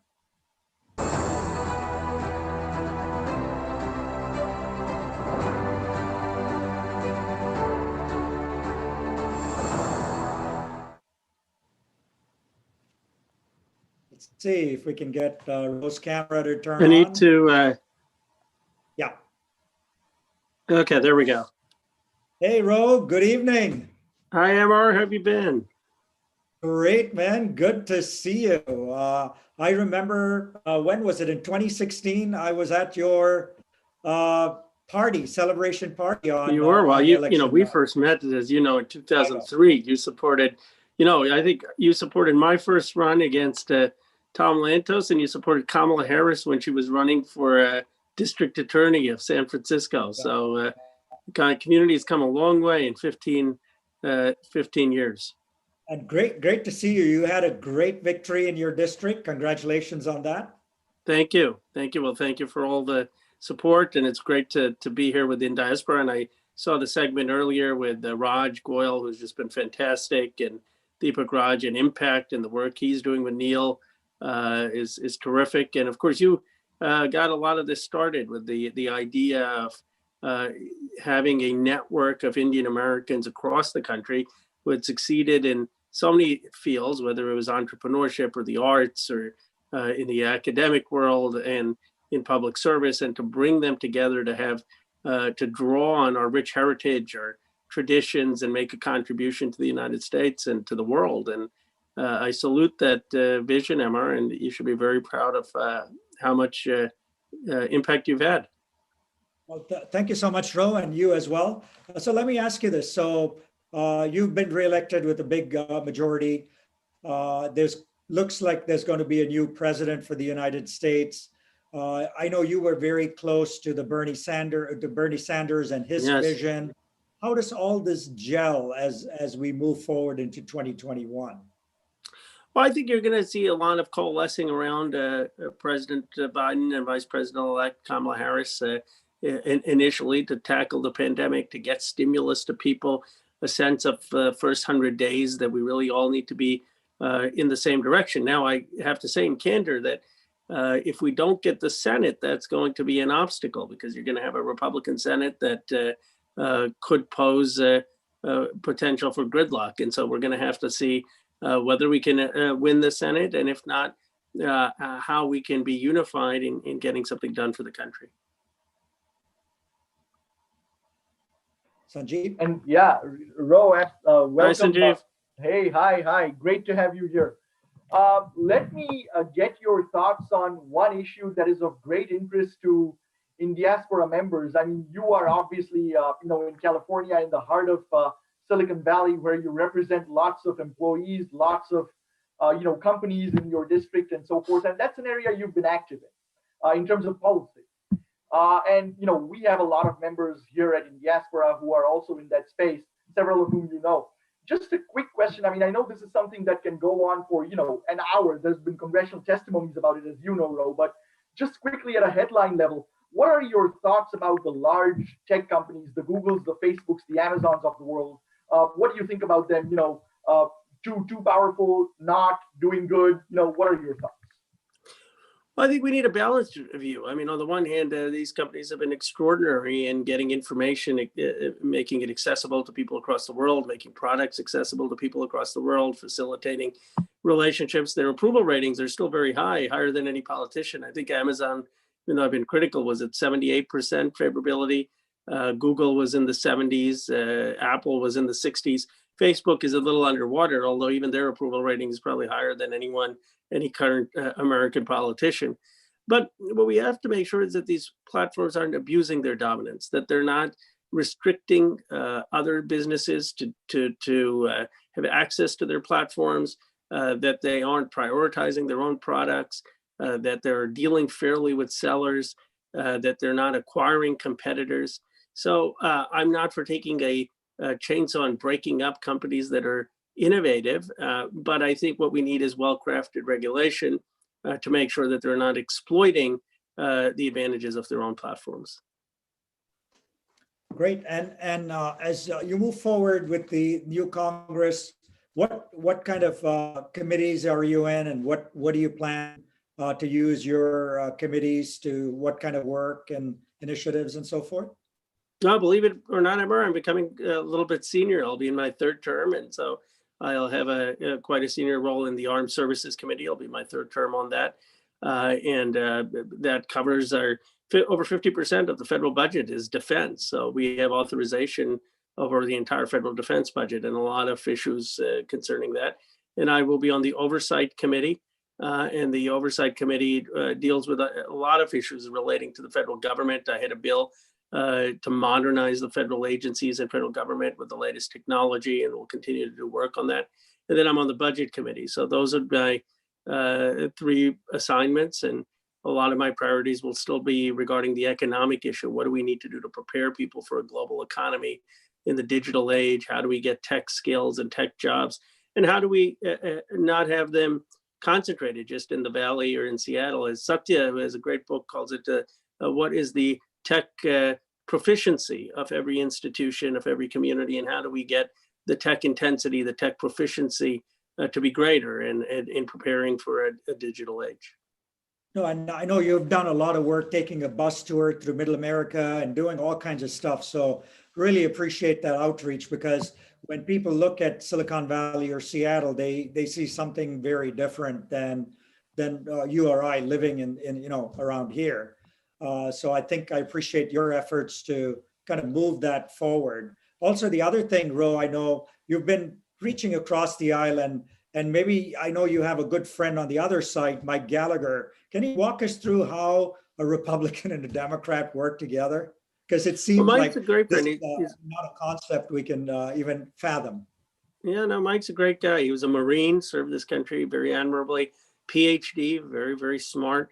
And we did a bill together, the Endless Frontier Act, which is a bipartisan bill, calls for $100 billion investment in tech hubs across America. And, he understands that that's important for Wisconsin, and it's important for innovation. And of course, as the Silicon Valley congressman, I'm always for investment in science and technology.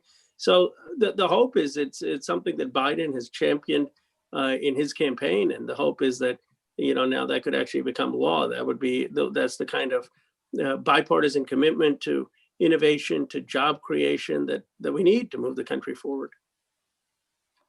Sanjeev, you have one last question. I do have one last question. Of course. Ro, you're one of the few federal elected officials who has sworn off contributions from lobbyists and PACs. And I'm just curious, I think that's a very noble stand on principle, but I'm just curious, doesn't it put you in a big sort of fundraising market like California, an expensive market, so to speak, for a politician? Doesn't that put you at a competitive disadvantage against opponents? In candor, it doesn't, because I have had plenty of incredible supporters like Emar who know half the Valley and have introduced me to so many people who can be supportive. And that's one thing I point out, that it's easier for me to do a no-PAC pledge coming out of Silicon Valley, where I've been so fortunate with the Indian American community and the tech community to back me.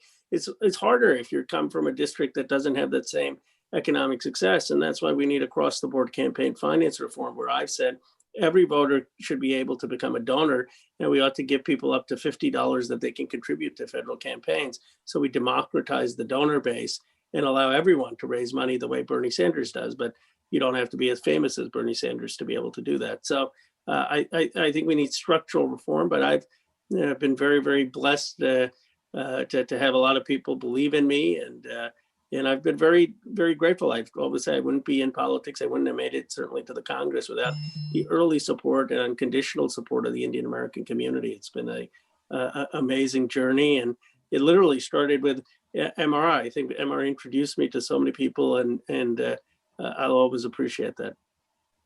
Well, Ro, thank you so much. We won't keep you long, but really appreciate you coming on. And we have had, like I said today, all four of you in the House join us. And so that really makes me proud. So well, thank you. You're doing great work. And and I'm a big fan of all of my colleagues. We're genuinely good friends, Ami, Pramila, and Raja, and so it's been nice working with them. And let's see, Hiral's race is pretty close in Arizona, so we may get one more. Great. Thank you, Ro. Appreciate Thank you. it. Thanks for your time. Thank you. Bye. Let's see who we have next on the docket. I think we've got Jennifer.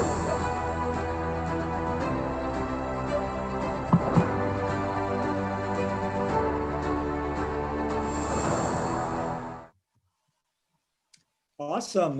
Let's get Jennifer on video. Hey, Jennifer. Hey, how are you? Congratulations. It said candidate 4. I guess you're no longer a candidate 4. Correct. As of last night, I became Assemblywoman-elect. Fantastic. And you're the first Indian American woman to go to the New York Assembly, right? Correct. Yes, the first Indian American woman actually elected to any state office. It's been a long time in the coming. Thank you. It's been a long time in the coming for our community, and I know I certainly will not be the last one. Fantastic, and congratulations once again. But tell me something new. From what little I know, New York politics is very messy. So how did you navigate that system? I know you ran for office before, but it's not the same as you need to know the system. You need to know people. So how did you kind of navigate, and what was your story working through the system to get out of the system and become, a candidate and then successfully win? Well, I kept learning at every point. That's key, to be persistent and learn at every step. So I feel so fortunate that I've had such a diversity of experiences in my journey. At the age of 28, I challenged a 28-year incumbent for a local post. And people said she's a nice girl, but she has no shot. And I ended up winning with 70% through a grassroots movement. Got reelected to that twice while working as a lawyer. Then I ran for another office, challenged an incumbent, and I did well, but I did not win. Then I went to work for the governor of New York, Andrew Cuomo, where I had the incredible opportunity to direct immigration for the state of New York in the age of Trump. So I got to build a $31 million program to make sure that all immigrants in the state who can't afford legal counsel get that representation. I was so proud to do that. And I also became a professor at CUNY. So my point is that at every step, I just kept going and I just kept learning. And that's the only way. I mean, when you're the first, it's never going to be easy. But I really believe that it's the hard that makes it great. That's what makes it worth doing. And we made it this year. I ended up winning, and not just winning, but I won by the largest margin of any challenger in the entire state. And that's really a credit to the people of South Queens. This is truly their victory, because I was not supported by any political machine on the right or left. It was just the people that believed and came out and voted. Wow, what an inspiring story. What an inspiring story. Congratulations. Thank you. And MR, thank you for being there for me throughout the years. Whether I see you in DC or New York or California, the network that you lead really has made a big difference for me. And so I thank you so much. And to the incredible staff, Sanjeev and my girl, Mansi, I want to thank you all so much. Great. Sanjeev. Thanks, Jennifer. It's outstanding that you made it, and congratulations on winning your race. You talked about Queens, Jennifer. And Queens, on the whole, is known to be sort of this melting pot, this very diverse area among the boroughs of New York. Is your specific district part of that? I mean, what are the sort of ethnic communities that you represent most? Yes, my district is 72% immigrant. And these immigrant populations have been overlooked and ignored for a very long time. And my office aims to change that situation. My office will be a place where immigrants can go to get the help they need in navigating American courtrooms, the justice system, government, and education. Because as we all know, immigrants come to this country filled with hopes and dreams. And it's my office's goal to make those dreams a reality. My district also has a a large South Asian population. It's about 20%, and that includes Bangladeshis, Indo-Caribbeans, and Punjabis. And my candidacy was able to unite all of these communities. There also is about a 40% Latino population in my district. And I was so fortunate to be basically adopted by the Latino community. And what that shows is that South Asian candidates have incredible crossover appeal across ethnicities. Also in the Italian community, we won large, and we won across political ideology. So I won Trump Democrats as well as Bernie Sanders Democrats. And I think that we need that kind of unity now in our politics more than ever. Awesome. No, that's fantastic. So Jennifer, what is your family story, if I might ask? So my mom was born in a mud hut in India, and my dad spent a lot of his time in Amritsar growing up.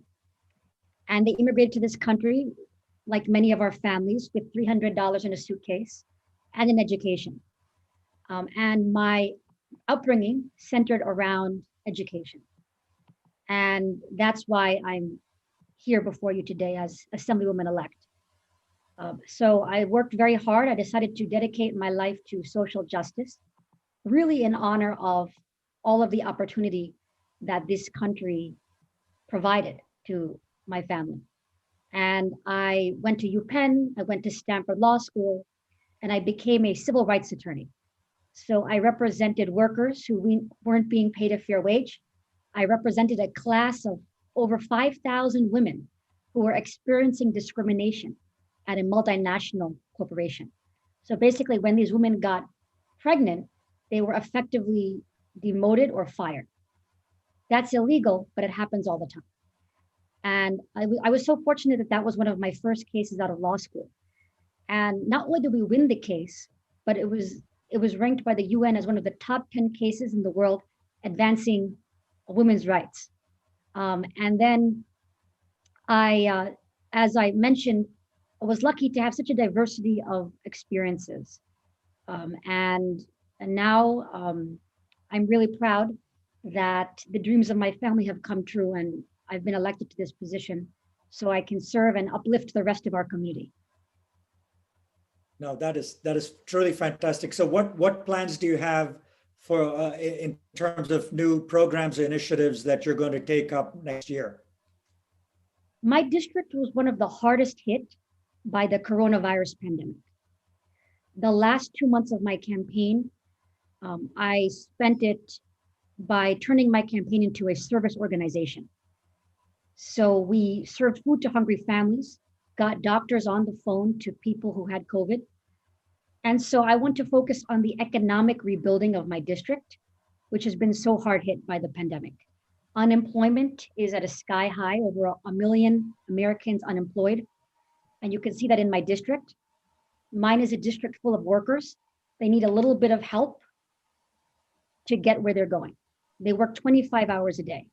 So my goal is to pass legislation that gives them a little bit of help so that they can succeed. Also, I aim to help these small businesses in my district, which have been struggling due to the pandemic. And I have already been supporting bills in Albany that aim to do just that. One bill will force and compel insurance companies to pay out if a small business's operations have been interrupted by COVID. A bill like that, if it had passed, it would have prevented the bankruptcy of Century 21, for example. So it's my goal to help the small businesses. And also, as I said, to provide help to all of the immigrant populations in my district. Oh, that's fantastic, Jennifer. We wish you all the best and a lot of future success. So thanks for joining us, and all the best and congratulations. Thank you so much. Thanks for joining us, Jennifer. Look forward to seeing you again. Bye. Soon. Bye. Let's see who we have next. I know we have a couple of people from the Biden campaign joining us. Let's see.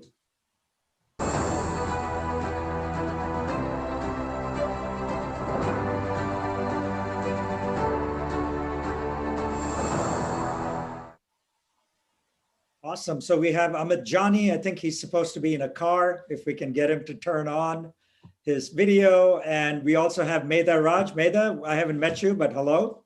Hey, Amar, it's nice to meet you. Great to meet you. And Amit, there he is in a car. I guess we're going somewhere. I don't want to ask, but welcome to the program. And it's great to see a couple of you in the Biden campaign. We are so proud as Indian Americans, Medha, especially both of you. When Amit first, I introduced him to people and suddenly he was in the campaign, and then to Medha here that you had joined the campaign, it made the community very, very proud, regardless of our party affiliation or whatever, so welcome. Thank you. Good to see you both. So let me ask you this, Amit, what is the mood in the campaign? I think Medha would agree. I think we're pretty excited. We're happy with the results coming in. It was a long night last night. A lot of people were anxious and nervous, but I think all along through the primaries and through the general and just throughout, we've always believed, and we're really happy at the place we're currently at. No, that's fantastic. And Medha, I know you came in to take charge of the whole digital strategy, and that's quite a task. So walk us through what you had to do and how you looked at it and what happened. Yeah, definitely. So it was a pretty massive undertaking. Obviously, you walk into, or your assumption about a general election is that you're going to have a ton of people on the ground, you're running a traditional operation, sort of the 101 things about how a campaign functions. And of course, all of a sudden in February and March, that became very clear that would no longer be the case. So that really changed the way that that the Biden campaign started thinking about the digital operation. And then when I came on in early summer, a lot of my job was just helping build that infrastructure and building up the team. So in the beginning of June, we had 40 people on the team across all of our sort of massive body of work. And now right here at the tail end, we're at somewhere around 120. So we've massively grown this team, scaled our operation, and the digital team on the Biden campaign does a variety of things.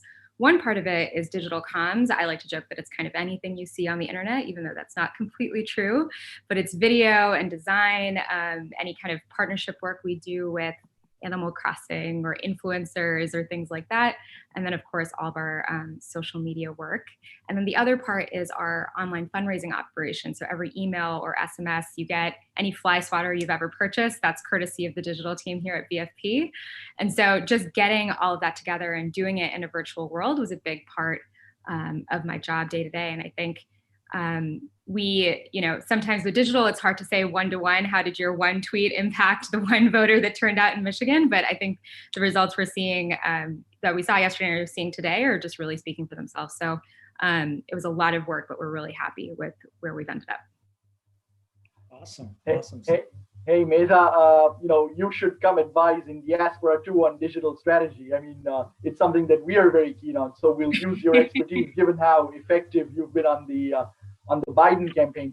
But I have a question for you, which is, you have an MBA from Stanford, and I know that you are still relatively, despite the tremendous success that you've achieved already, I know that you are relatively early in your political career. And, I've worked in the political policy space in the past. You come across a lot of lawyers, you come across a lot of community organizers, maybe people from sociology, etc., that kind of background, which lends itself to politics kind of naturally. An MBA typically does not. What do you bring? I mean, do you find that you're using your MBA? What skills do you bring to the table that you feel that makes you different than the rest of the folks around you? Yeah, that's a great question. So I got my MBA at Stanford, which is not to give you the name of a school, but rather to sort of contextualize the kind of MBA that I got, which is that my classmates were 400 people who all had a very entrepreneurial mindset, thought about what kinds of startups they wanted to work at or begin themselves. And so I think that sort of mentality of thinking about a startup really applies to the way that you think about campaigns. Think about the stuff that I just mentioned, right? Like rapidly scaling an organization, thinking about culture, thinking about management, all of those sort of soft skills, management skills, leadership skills that you learn in business school are actually highly applicable, I think, to the day-to-day of the campaign. And I think, a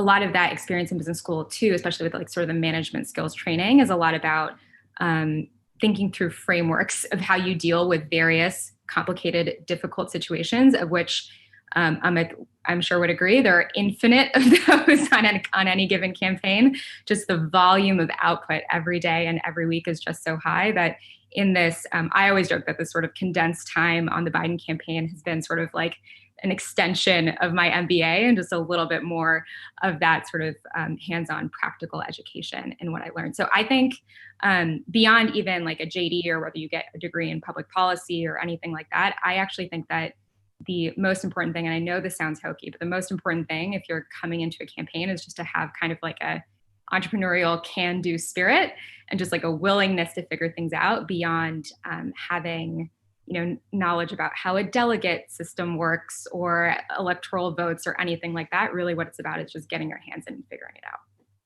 No, that's terrific. I got to turn to Amit and say, you know, when Amit joined the campaign, I don't know how many people were in the campaign. And also API was this thing of Indians and Chinese and Vietnamese and Koreans. And can you kind of walk us through when you got in and what you did and take us through some of that work?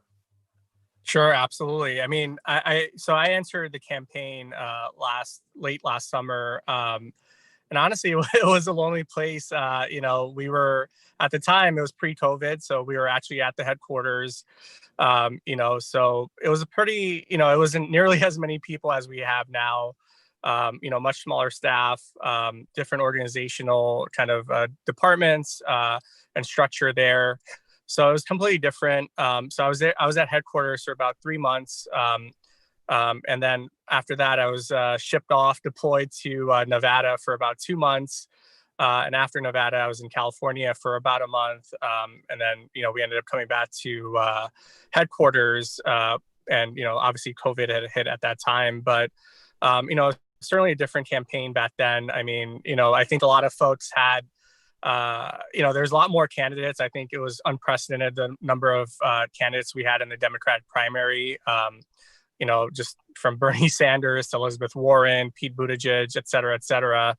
And certainly it was a hard time then. As you mentioned, MR, the Asian American Pacific Islander umbrella, a lot of people don't identify with it. Even here, you know, a lot of folks identify with their Indian culture or whatever country they're from, whether it's, you know, you're Chinese or, you know, Thai, Filipino, Korean, et cetera, et cetera. So it's such a, you know, a big umbrella. There's over 50 ethnicities, hundreds of languages spoken, and there's such diverse issue areas. So, you know, a lot of times I feel like people feel like this is a monolithic umbrella and community, but it's really not. And just, you know, catering to kind of and working with the different communities was certainly a challenge. But it was also interesting learning so many different cultures.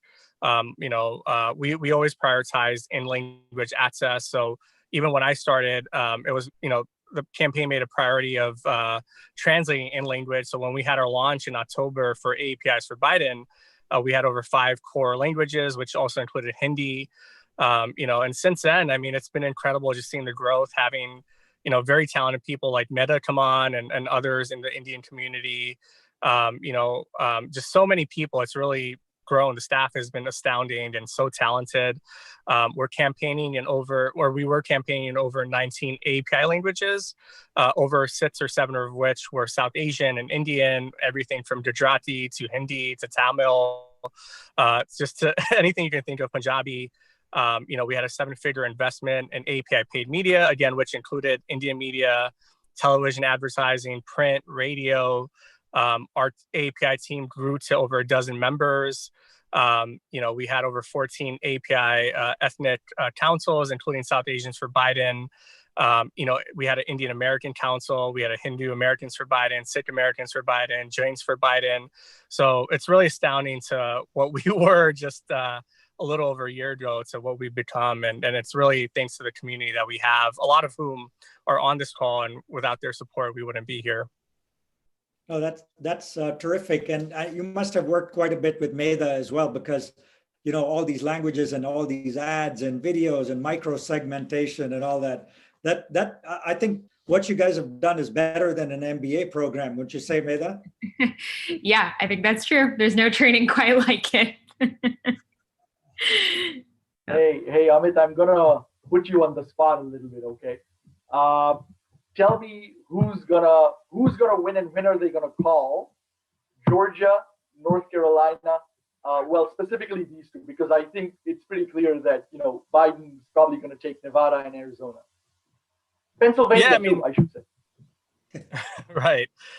So, I mean, I think it's been very incredible. Just seeing the states we were focusing on, you know, you look at places like Texas where, you know, honestly, it wasn't contested before, at least with Democrats.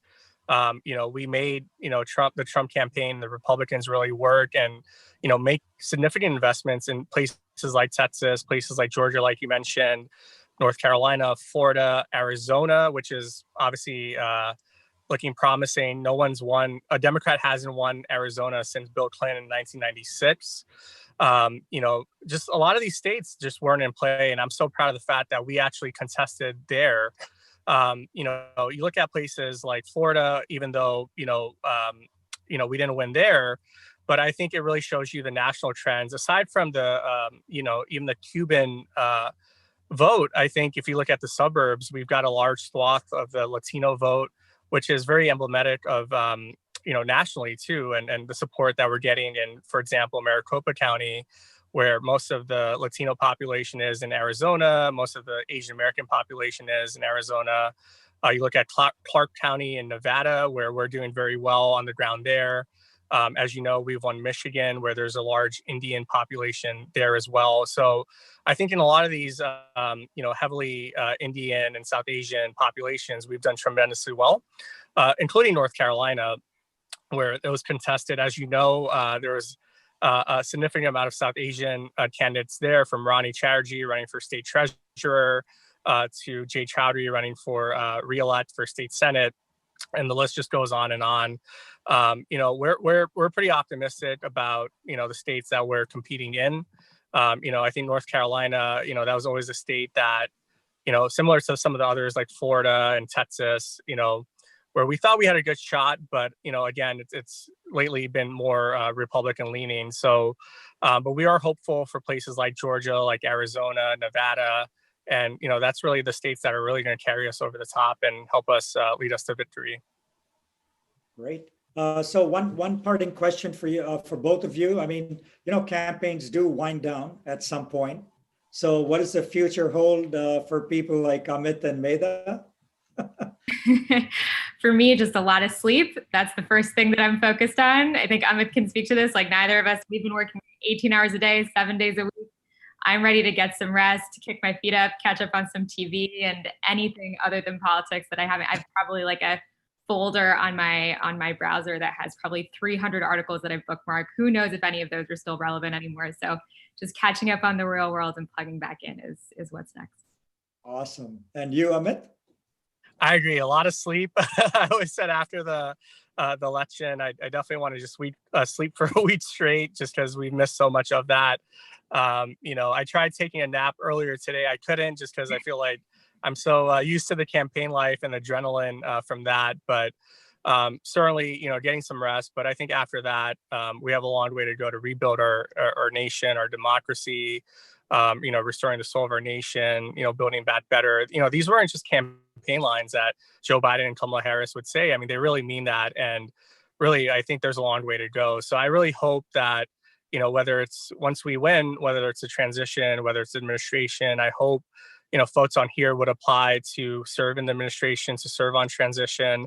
Again, you see so many talented folks like Medha on the campaign, like, Vinay Reddy, who's our senior advisor, speechwriter, our CFO, Sotani Motani. She was also Indian American. Gujarati, Maju Varghese, who was our COO. He was also Indian American. So you see so many Indian Americans throughout, our campaign, whether it was headquarters or state or throughout the state. So I hope, that trend will continue. I think, the Biden-Harris administration is looking for diverse candidates. And it's really my hope that, we can continue to see that increase in diversity, not only in medicine and the law and tech and a lot of these other common areas where Indian Americans have gotten involved, but also in government politics. And I think you're certainly seeing that with my generation, Medha's generation, and the younger generation. So, I hope we continue seeing that. And I would certainly encourage folks to apply for positions. If I could be helpful at all, I'm happy to do that. But that's really my hope in this administration. Thank you, guys. I really appreciate taking the time the day after the elections with us, and wish you all the best in your future endeavors. And you're now part of the Indiaspora Network officially. Congratulations on your engagement in the public space, Mehta and Amit. Thank you. Thank you both so much. Bye, guys. Thank you both. Appreciate it. Take care. Bye. Bye. Let's see. I think we have, who have we coming up next, guys? I think it's an elected. I think we've got from Ohio, our good friend Niraj Antani. Yep. Let's see if he's on. They tell me he's not on yet. Okay. So, Sanjeev, just, as we close out the show, what thoughts, we've spent, I can't believe it, almost 4 hours. You and I and Mansi and the team have done such a phenomenal job. Absolutely. It's gone by like in a blur. What stands out in your mind? I mean, just the, like I said before, MR, the inspiration one draws from these conversations, but also the interesting nature, the breadth of them. I mean, it's just fascinating. Like you were saying, we've been at this for more than 3 hours, 45 minutes, but it's gone like a flash. I mean, haven't even realized. And, we've been part of so many fantastic conversations, which I think we owe a debt of gratitude to all these great people who came and took the time to talk to us the day after the election. But let me do this. Let me bring Mansi on the screen one more time, because Mansi, I do want to ask you, what your takeaways were from our event today.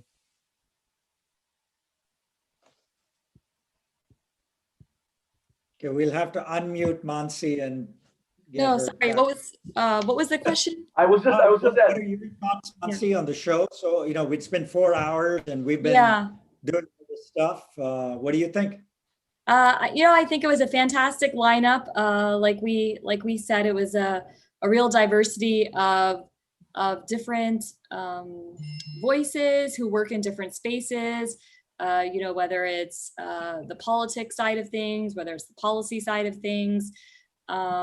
We just heard from, people who actually worked on the campaign. So, really great insight. And I really liked that there were attendees who really stayed on and panelists who stayed on and listened to other speakers. And so I think, I think Indiaspora was really able to provide a forum tonight for different people to kind of, where areas intersect, they were able to kind of, learn and convene. So that was great. Yeah, and what I was struck by a couple of things. One is the gender diversity. There were so many amazing women who joined us today from the elected community, both at the federal level, the state level, on the policy side. I mean, it was terrific to see that, and you don't see that typically in many Indian organizations. So I was really, very positively and pleasantly surprised by that. And just the breadth of talent and stuff in our community is so rich, so really bodes well for the future. I think we've got probably in many of the people we saw future congressmen, future senators, future secretaries of state. I mean, now with Kamala Harris potentially becoming the vice president, young kids can dream really big, which was not the case. We didn't have those kind of role models and things in the past. So I really feel, really good for the next generation of Indian Americans that are coming through. And we hope we can, as a community, kind of help them, mentor them, advise them, and feature them in the future as well. Yeah, one thing, MR and Mansi, I just received a text message from Niraj Antani. He is having tech troubles joining via Zoom. So he said he's available on the phone. And he is very keen to participate with us as we close here in the last, 8 or 9 minutes. Niraj, we'll send him over a number. Okay. Yeah. No, we I can send him a see phone number one phone call listener. So maybe that's Niraj. Can we unmute that person on the phone? 937. Yeah, 937, I think, is Niraj. pretty sure it's him. Yeah. Is there a way, Mansi or anyone on the team, that we can unmute him, or does he do it himself? Hey, Sanjeev, it's Niraj. Can you hear me? Hey. Hey. Hi, Niraj. MR here. How are you, my friend? Hey, good, MR. Thank you. Sorry, I'm having some difficulty joining by video, so I dialed in here. And thank you, Muncie, for all the help. But you can hear me now, MR? Absolutely. And by the way, hearty congratulations from Indiaspora and our members on becoming a senator now in Ohio. Congratulations. Thank you very much. And thank you for everything that Indiaspora does, and you and Sanjeev and Muncie. And I think it's a great event tonight, and just truly to be honored to be a part of it. It's been fantastic. And like I said, we've been having Republicans and Democrats and policymakers and think tankers. So great to have you towards the end of the show. So tell me a little bit about how your campaign went and what's going on in Ohio and what's in store. Sure. Well, again, thank you, MR, and for all of Indiaspora for having me. Great to be with a lot of friends who also were elected and who ran, and truly, privileged to be a part of this small community of Indian American elected officials. As you know, I had the honor of and continue having the honor of serving as a state representative in the Ohio House. I was elected 6 years ago now, in 2014, when I was 23, and became the second Indian American elected official in Ohio. And last night I had the privilege of now becoming the first Indian American state senator in Ohio history, and truly, a privilege, and so many different, barriers being broken by so many different Indian American candidates and elected officials. And it's just a privilege for, me to be a part of that, particularly here in Ohio, obviously a very important state in the presidential election, but in many different elections. And so, really look forward to continuing to serve and try to be a voice for, our community in the State House.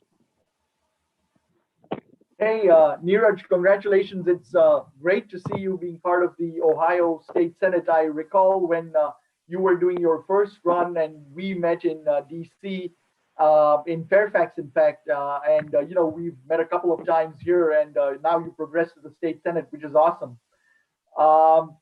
So, what is your district like? I mean, do you find that you often have to end up sort of balancing positions or taking moderate stances, or is it a conservative district? Tell us a little bit more about who you represent. Sure. Yeah. Thank you, Sanjeev. My district is decently Republican, although I will say that, as it is quite suburban, it was shifting. So, normally, as a state rep, then I would win my district with, 15%. I actually only won by 6.5% this time. And so, I think obviously because of the president and, the climate that he has brung, the suburbs are certainly shifting. And so, I think we're all anticipating, what we call the precinct by precinct reports to see how he did, particularly in my specific district. And so, I think obviously my district does lean Republican, but the suburbs certainly are shifting. Right. Mansi, do you have a question that you'd like to ask Niraj? Not a question per se, but Niraj, I just wanted to congratulate you. I heard that you are the first Indian American in the Ohio state legislature. Is that correct? I'm the second in the legislature. Jay Goyle, who was from 2006 to 2012, who's a good friend. He was the first overall. You're the first in the Senate. Second. Yeah. First in the Senate. That's correct. Yeah. Yeah. That's fantastic. And it's surprising, that there has not been one before in the Ohio Senate, but it's great that you're paving the way. So we just wanted to congratulate you. That's terrific. And I think, Niraj, you might know Rick Mehta. I think he's joining us as well. Oh, wonderful. Yes, absolutely. Hey, Rick, let's turn on your video. Hi, Rick, MR here. How are you? Hi, good evening, everybody. Good to see you. Good to hear from you, Niraj, too. Yeah, and we got Niraj Antani on the other line as well. So good to have two Republicans here. So what's going on your end? Can you kind of give us an update? Yeah, happy to. First of all, just want to say thank you so much for having me. Really appreciate that. It's been, as you can imagine, like a whirlwind over the last 2 days. I'm just so proud and honored for everything we've accomplished. Right now here in New Jersey, as myself being the only statewide race other than President Trump and Joe Biden's race, they actually called the race before they even counted one single ballot. So there is just a lot of palpable media bias. Unfortunately, we're not exactly where we want to be. I am down by 20 points, though. We have beaten the odds, and I'm very happy about that.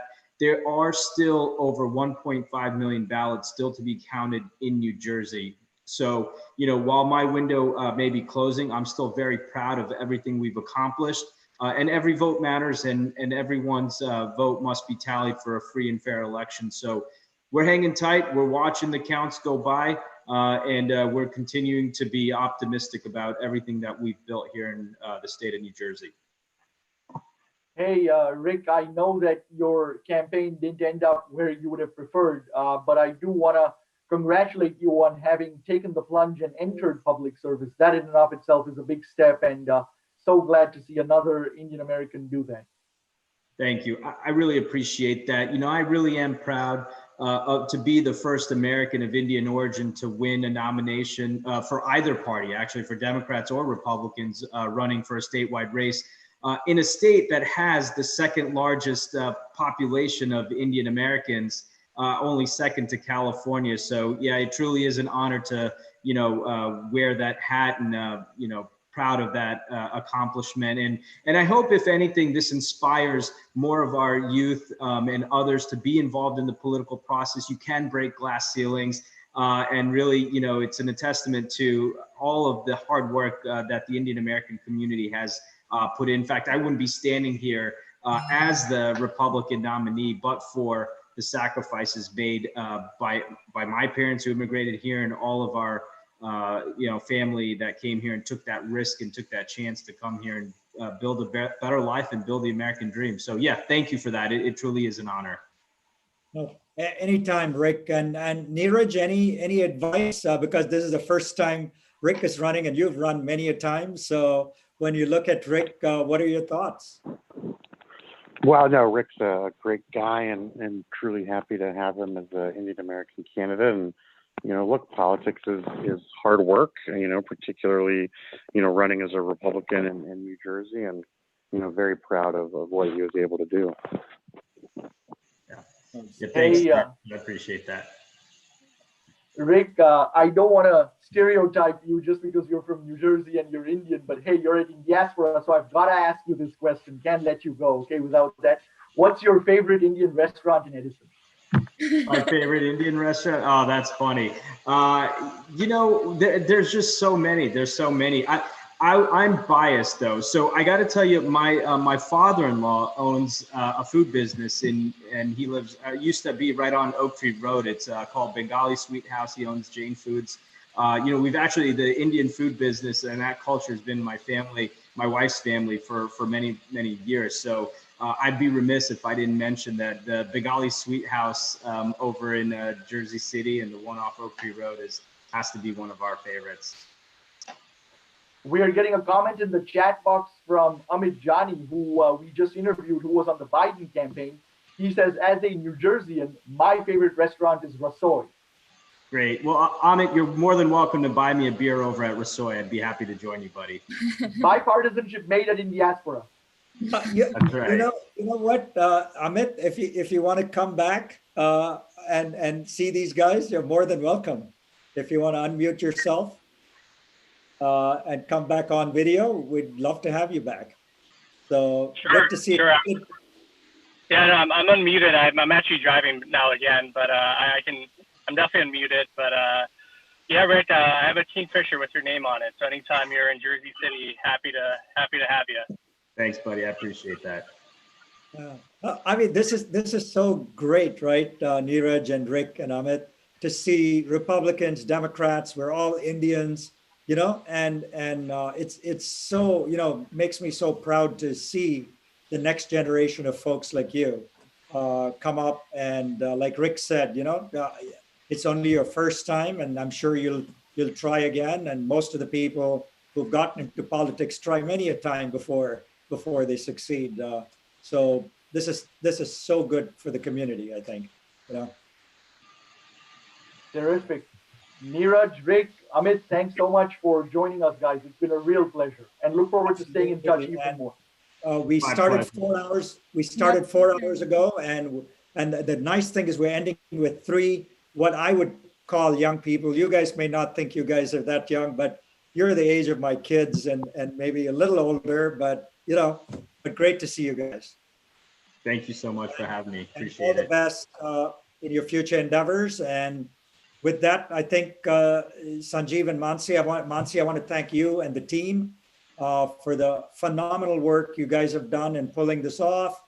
You know, with such short order to get, you know, 4 hours of programming. I think we had 30 plus people, all the way from congressionals to newly electeds to everybody else.